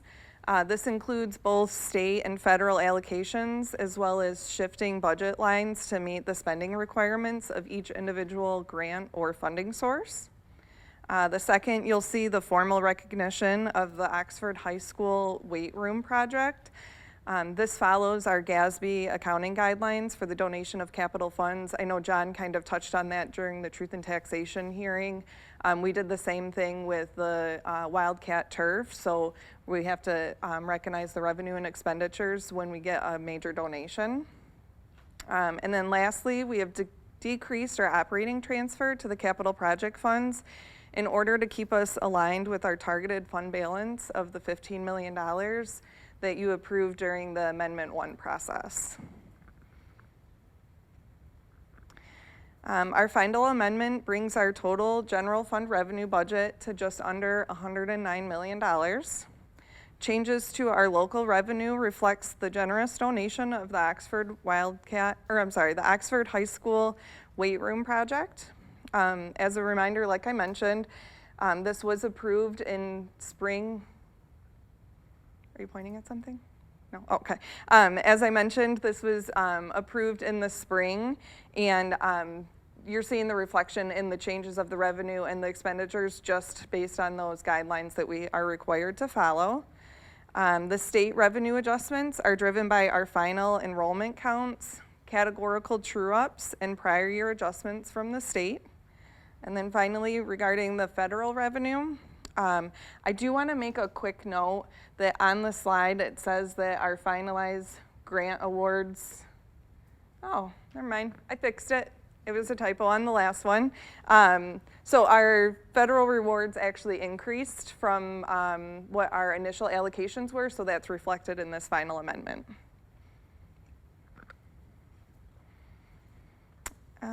Okay. On the expenditure side, our final budget came in just under $110 million. Across all categories, we saw net changes in wages, retirement, and FICA, along with increases to our healthcare costs. We also reallocated expenditures to align with our final grant awards and the compliance needs. Under athletics, you will see the spending side of the high school weight room to offset that revenue increase. Our transfers out are adjusted, like I said, for us to stay in line with that targeted $15 million fund balance. The transfer amount has been strategically updated and decreased to make sure that we stay with that original approved amount. And as we work through closing out the year and finalizing these expenses, just know that that capital projects transfer will probably fluctuate as we get into the audit process to make sure that we are not dipping below the fund balance, but also getting us as close as we can to it. Moving to our other district funds, we've established a new budget for the Keystone Learning Center. This budget is only reflective of the capital expenditures because at this point we don't have any operating costs. When John brings the fiscal 27 budget next meeting, you'll see that that budget will have some operating costs and salaries and benefits and supplies just like our other funds have. The community service funds, the adjustments that you see in there are standard to year-end fluctuations in our grant funding and program allocations. This just simply aligns, you can't have more grant revenue than you have expenditures, so as we see those expenses land out during the year, we have to fluctuate in those categories. Our food service funds has been trued up based on the updated expectations of staff cost and our meal reimbursements. The student activity funds has received minor updates to match our expected spending. These funds are really just our like our club and our athletic accounts. So the more they fundraise, the more revenue we have, the more student activity expenditures we have.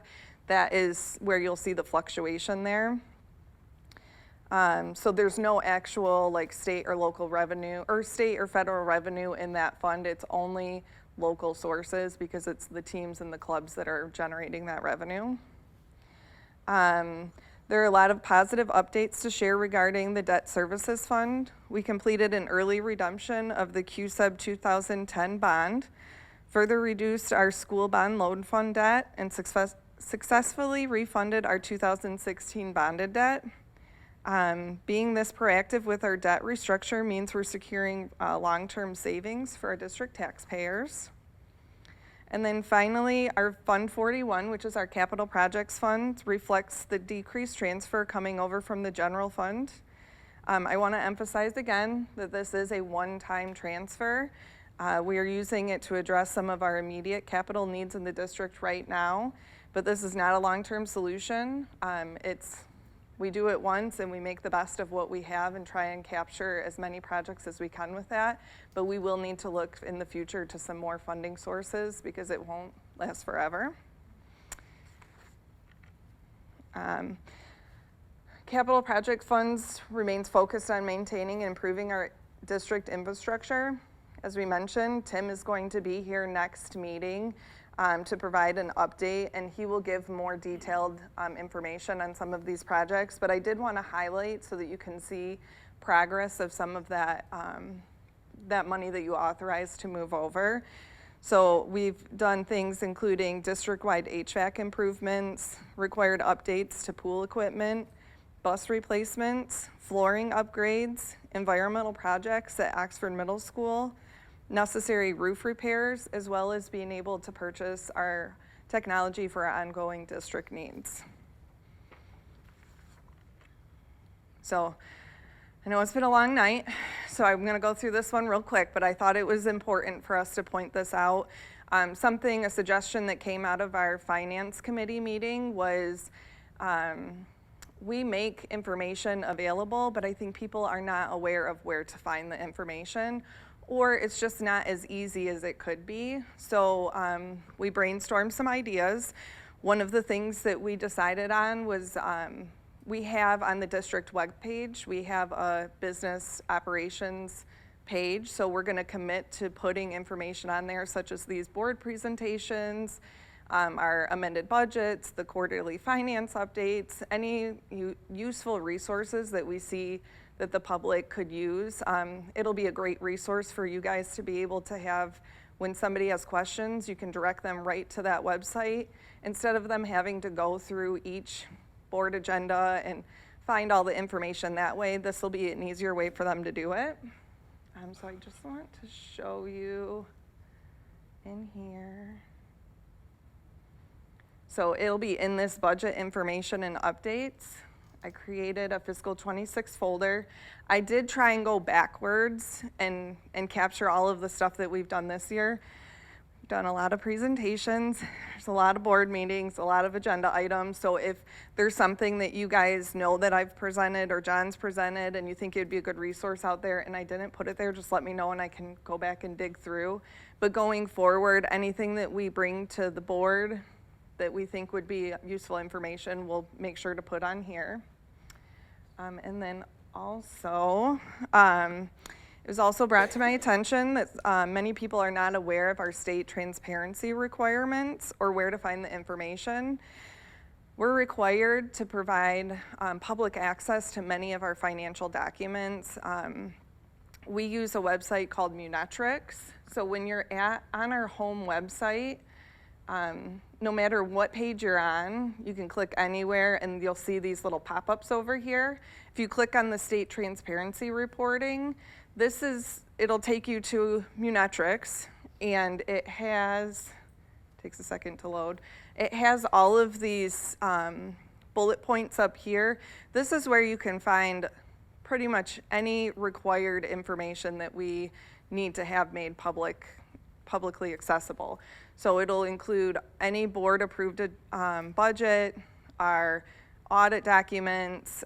We load our check registers on there. We put our credit card statements up there. I mean, there's a wealth of information on here. So I just wanted to make sure to point that out. If there's something that you're looking for, I would start there. I would look on the website, and then if you can't find it there, then you can always reach out and we will point you in the right direction. I feel like I was under 5 minutes. Was I under 5 minutes? Okay. Does anybody have any questions? On slide 4, up there, the revenue budget. Mm-hmm. So on our board book, it still does say less than expected at the bottom.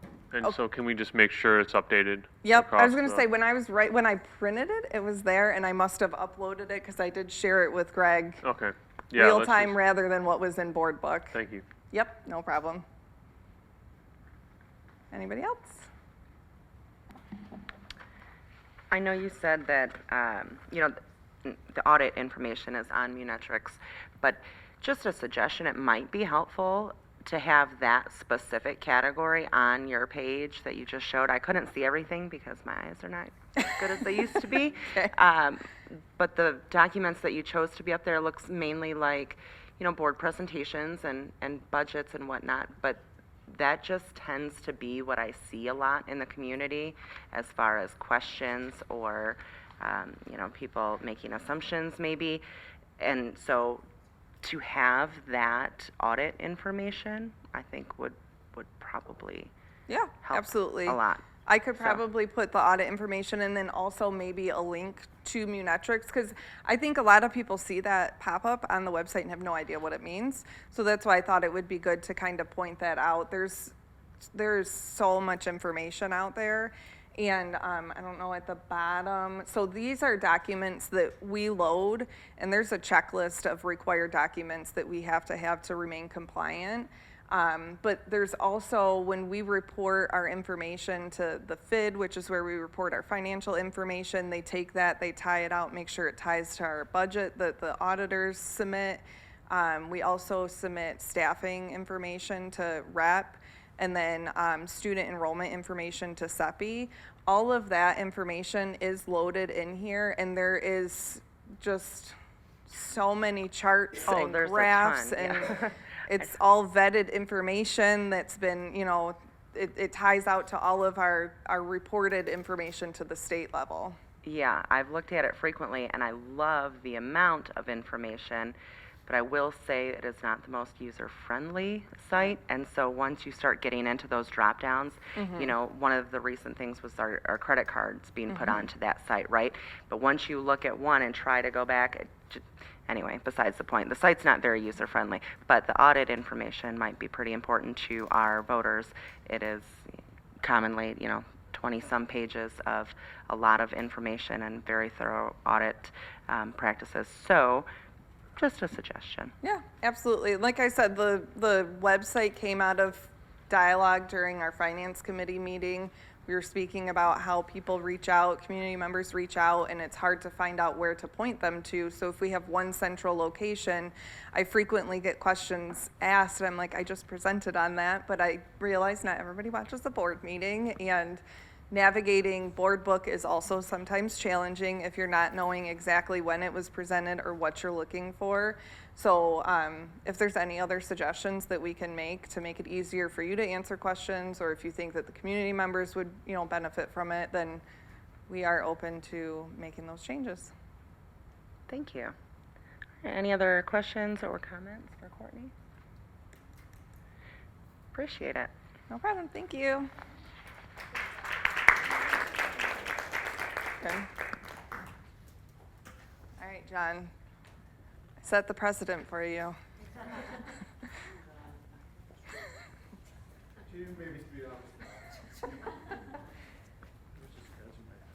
Oh, I was like, I thought you were trying to get my attention. Like, did I say something?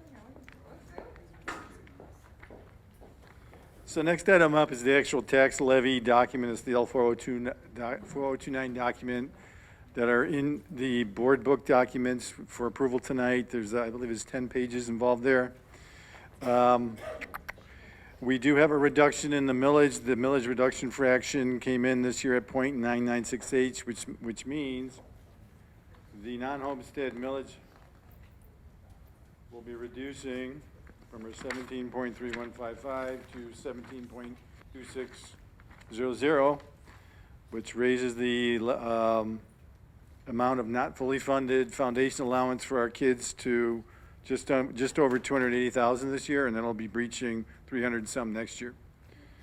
So in terms of the board packet, it's the process of filing the paperwork. Once the board approves tonight, I'll file it with our local taxing authorities, and we'll move forward with that levy.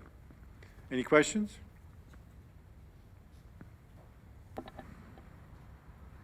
Nope, I don't think so. All right. Would anybody like to make that motion? Mike, thank you. Move to approve the L4029 documentation as presented. Mike Altrud, support. Thank you. Discussion? All those in favor? Aye. Any opposed? Motion carries. Thank you. Moving into the flooring bid. Yeah, next up's the flooring bid for second reading and approval tonight. Any questions on that one? All right. Anyone like to make that motion? I'll do it. Mike, thank you. Move to approve the flooring bid as presented. Support? Ann, thank you. Any discussion? All those in favor? Aye. Any opposed? Thank you.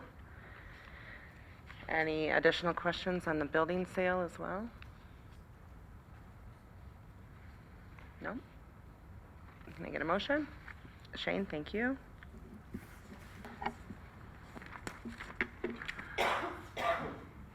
Move to approve the resolution regarding the building sale agreement as presented. Support? Mike Whitney, thank you. Discussion? All those in favor? Aye. Any opposed? Motion carries. Thank you. All right, we have a device bid first reading. Are you speaking to that? Last but not least, quick review. It's we're looking for 110 13-inch MacBook Neos for our OSEC kids, incoming kids for next year. The purchase value is $71,880. It's a REMC-based pricing. The funding is coming out of the Capital Projects Fund of some of the money that's been set aside that Courtney had referenced earlier. It's a recommendation to the Board of Education to authorize administration to execute the contract as presented with Apple Incorporated in the amount of $71,880, and it is first reading. Any questions? James, yeah? What are we going to do with the other devices that they currently have? Is there a buyback program for those? It's my understanding is the incoming equipment, if they're usable, we use them and reset them. Most are not. So the graduating seniors that have those devices, they're about a 4 to 5 year old Surface device. I've used some of them. I have some of them. They don't operate very well. It's time for them to get recycled. We work with a company called Motor City Computer. They take those devices when there is value there. They will give a district back a check for some of that value. Part of the reason why we're choosing Apple versus other distributors is this MacBook Neo right now is probably at the best price point for a computer with the current challenges we have in computing right now. Because of AI, we have chips that are being purchased for very, very high prices. Intel is no longer building chips for computers right now. So it gives us some really good leverage with being able to take these devices that Apple has that they brought out just this year for a $500 price point and being able to distribute to kids. They have a high quality to them. I'm a Mac user myself, but that's not the reason why I went with it. It has a good price point, and then we also have a buyback of about 25% on that device after 4 years. So we can roll that money back into the next part of our fleet and continue on that strategic plan goal of having our devices refreshed over time. Is that buyback part back to 25% towards next It wave would of be- Apple devices? It would be purchasing. They have a guaranteed buyback of a certain amount. If Apple guarantees that, and we would have to buy Apple devices. We have sold some devices to other places as well. Okay. And we will be looking at selling some of, we found some older Macs from 2009.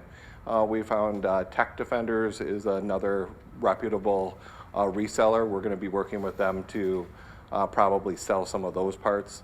So depending on where we're at in 4 years, we could be looking at other options depending. I'd be curious how the Apple devices match up to other OSEC programs, just knowing the business world, right? You got marketing and graphic design, which typically Mac stuff, and then you got the end user or executives or whatever that are more Windows based. So how is this setting our kids up for success in the future, depending on the OSEC program that they're going into? Okay. Most of our stuff is moving over to the cloud, and these devices will actually operate pretty well in the cloud. I've tried them myself. I've gotten some feedback from other people. There's a listserv within the state of Michigan of tech people who are talking about the quality of the devices of people who have already received them. I don't have any anecdotal feedback from our students of how they work, but that's definitely something we can look into. Yeah, I just want to make sure that we're setting them up for success and not switching a device and not something that's foreign to them. And because obviously, by going between Windows and Mac, it's, well, yes, it's similar, but there's definitely some differences there. So, okay. Thanks. Any more questions? That I could answer? Otherwise, he's coming back up.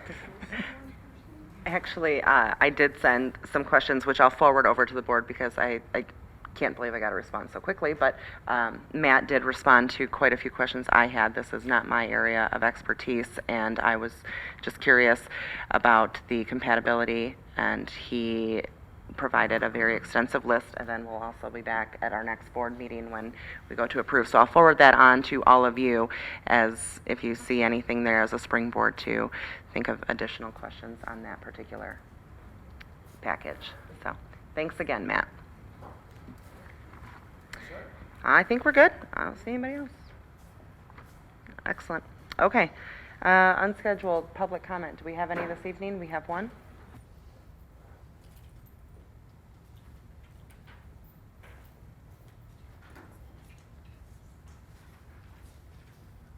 All right. Emily Lesnow.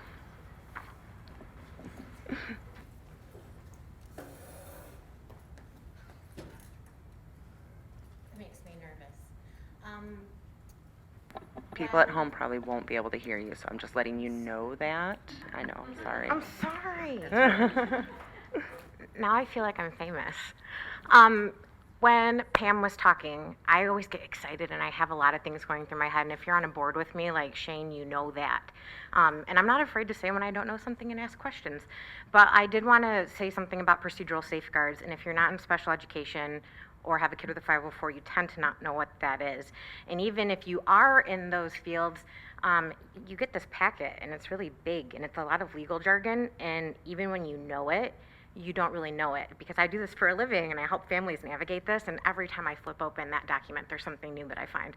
And so if you are up to date with things today, OSERS, so our federal level special education programming, has been divided into the DOJ and to Health and Human Services. At Michigan, we do have our own special education law, MARS, that we didn't talk about today. I like to say that IDEA, our federal law, is the cupcake part, the cake of our special education laws, and MARS is our frosting. So every state gets to do it up how they want, and we do it very special here in Michigan. So we're still going to have to do things the way we do them, but a lot is changing. So when we talk about procedural safeguards, and I just wanted to specifically talk about this with James, but I thought it was important everyone knows, parents don't know they exist. And when they do know they exist, they jump to the end of it, and I feel like everyone flips out and goes crazy at the end because they don't know what to do before they get to that point of conflict. And so one of the things we do at PAC, which you don't, again, know unless you're in it, is we meet with Oakland schools. I also do things with the state. I do things at the federal level. And it's about, at the end of the day, mitigating that miscommunication and that discontent and everything. And so when I've talked with Pam this school year, and we have plans to meet over the summer, PAC's plan is to make a flyer to hand out at IEP meetings. And on that flyer, we want to give links and QR codes to important pages for the website, including our procedural safeguards. But in order to mitigate that need for those, I also wanted to include a sheet that says, here's who you contact when. Because I think a lot of conflict can be mitigated when you know who to talk to at step one. Because if something's going wrong and I'm getting upset, and it works oftentimes with kids with 504s who are older, because they're not going to use an accommodation unless they want to use it. So we can scream at them to use it all day long, but they're 14, they're not going to do it if it's alienating them or othering them. So in order to mitigate that conflict, if the parent can communicate with the first person instead of jumping up to Pam or even the school board, I feel like that can be a really efficient way to ease tensions and make sure that students' needs are being met. So as PAC continues to meet over the school year with the county, with the state, with Pam, with Jessica, with whomever at the local level, if you have ideas or concerns that you're hearing, you can bring it to us as parents.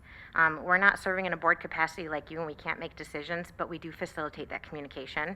And that's my number one goal, is to facilitate communication between parents and their school teams, because that shows that students will have the best outcomes when everyone is involved and equal partners. So as far as procedural safeguards go, I have ideas throughout the school year to help parents learn their rights and understand their rights under Section 504 of the Rehabilitation Act, under IDEA and MARS. But at the end of the day, they don't care unless they're in a moment of crisis, and at them, they're not going to listen. So again, things like putting out that sheet to fill out with, here's who we talk to, here's who this person at this IEP meeting is and what they mean to you. I think that will be really helpful. And I know that this seems common sense, but when you sit down at that IEP meeting, all you're thinking about is how your kid is not the same as the kids in their class. You're thinking about how things are hard for them. You're thinking about where you're struggling as a parent, as a family. And so you're not thinking logically. And it's really, really difficult to know what to do and where to go. And so, again, if you have ideas for us as your PAC team, let us know. We're here to support families. We're here to support you guys. We're here to ease tensions and make everyone more successful at the end of the day. So that was like my big thought that I had when we were going. I also wanted you to know that this school year, every time I brought something to the attention of Chad Boyd, to Jessica, to Pam, I've gotten a response within 48 hours. The response has been phenomenal, whether it was for my student, whether it's for a friend that's reached out to me. The change between a few years ago and now has been astronomical. When I started on our safety board with Shane and Allison, I was always like, hey, but what about the special ed kids? But what about the special ed kids? And now when we go and sit down, Allison's like, hey, Emily, look at what you already wanted to know. She's thinking about it. It's already at the front of her mind, and seeing that shift alone has been phenomenal. So I know there are ways to improve.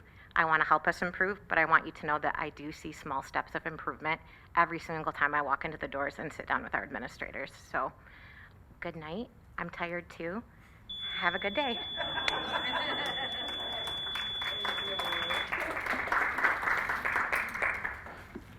Thank you for that, Emily. All right, item 9, our scheduled activities. We have an upcoming board meeting, then we have a bit of a gap through July, and we'll be back at it on the 28th. Get that workshop added in there as well. Any administrative clarification, Dr. Milligan? Yeah, I just wanted to thank my team, all the presenters this evening.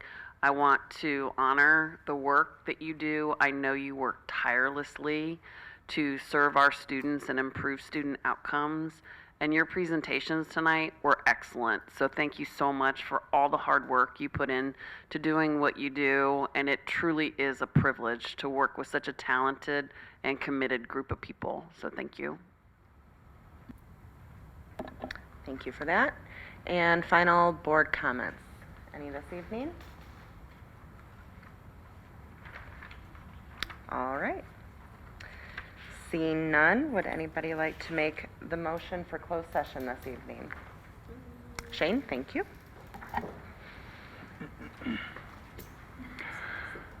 Move to meet in closed session pursuant to the Open Meetings Act, Section 8(1)A, to consider a periodic personnel evaluation of an employee. Support. Ann, thank you. Any discussion? James, if you could do roll call vote, please. Yep, roll call vote. I need yes or no when I say your name. Summers, yes. Atchison, Yes. Aldred, Yes. Camajorny, Yes. Whitney, Yes. Gibson, Yes. McDonough. Yes. All right, it is 10:08, and we are moving into closed session. We are going to do it again as the audio cut out, just for the record, so. Yes. Are you good? Okay. Move to approve the superintendent's evaluation as completed in closed session. Support. Shane, any discussion? All those in favor? Aye. Opposed?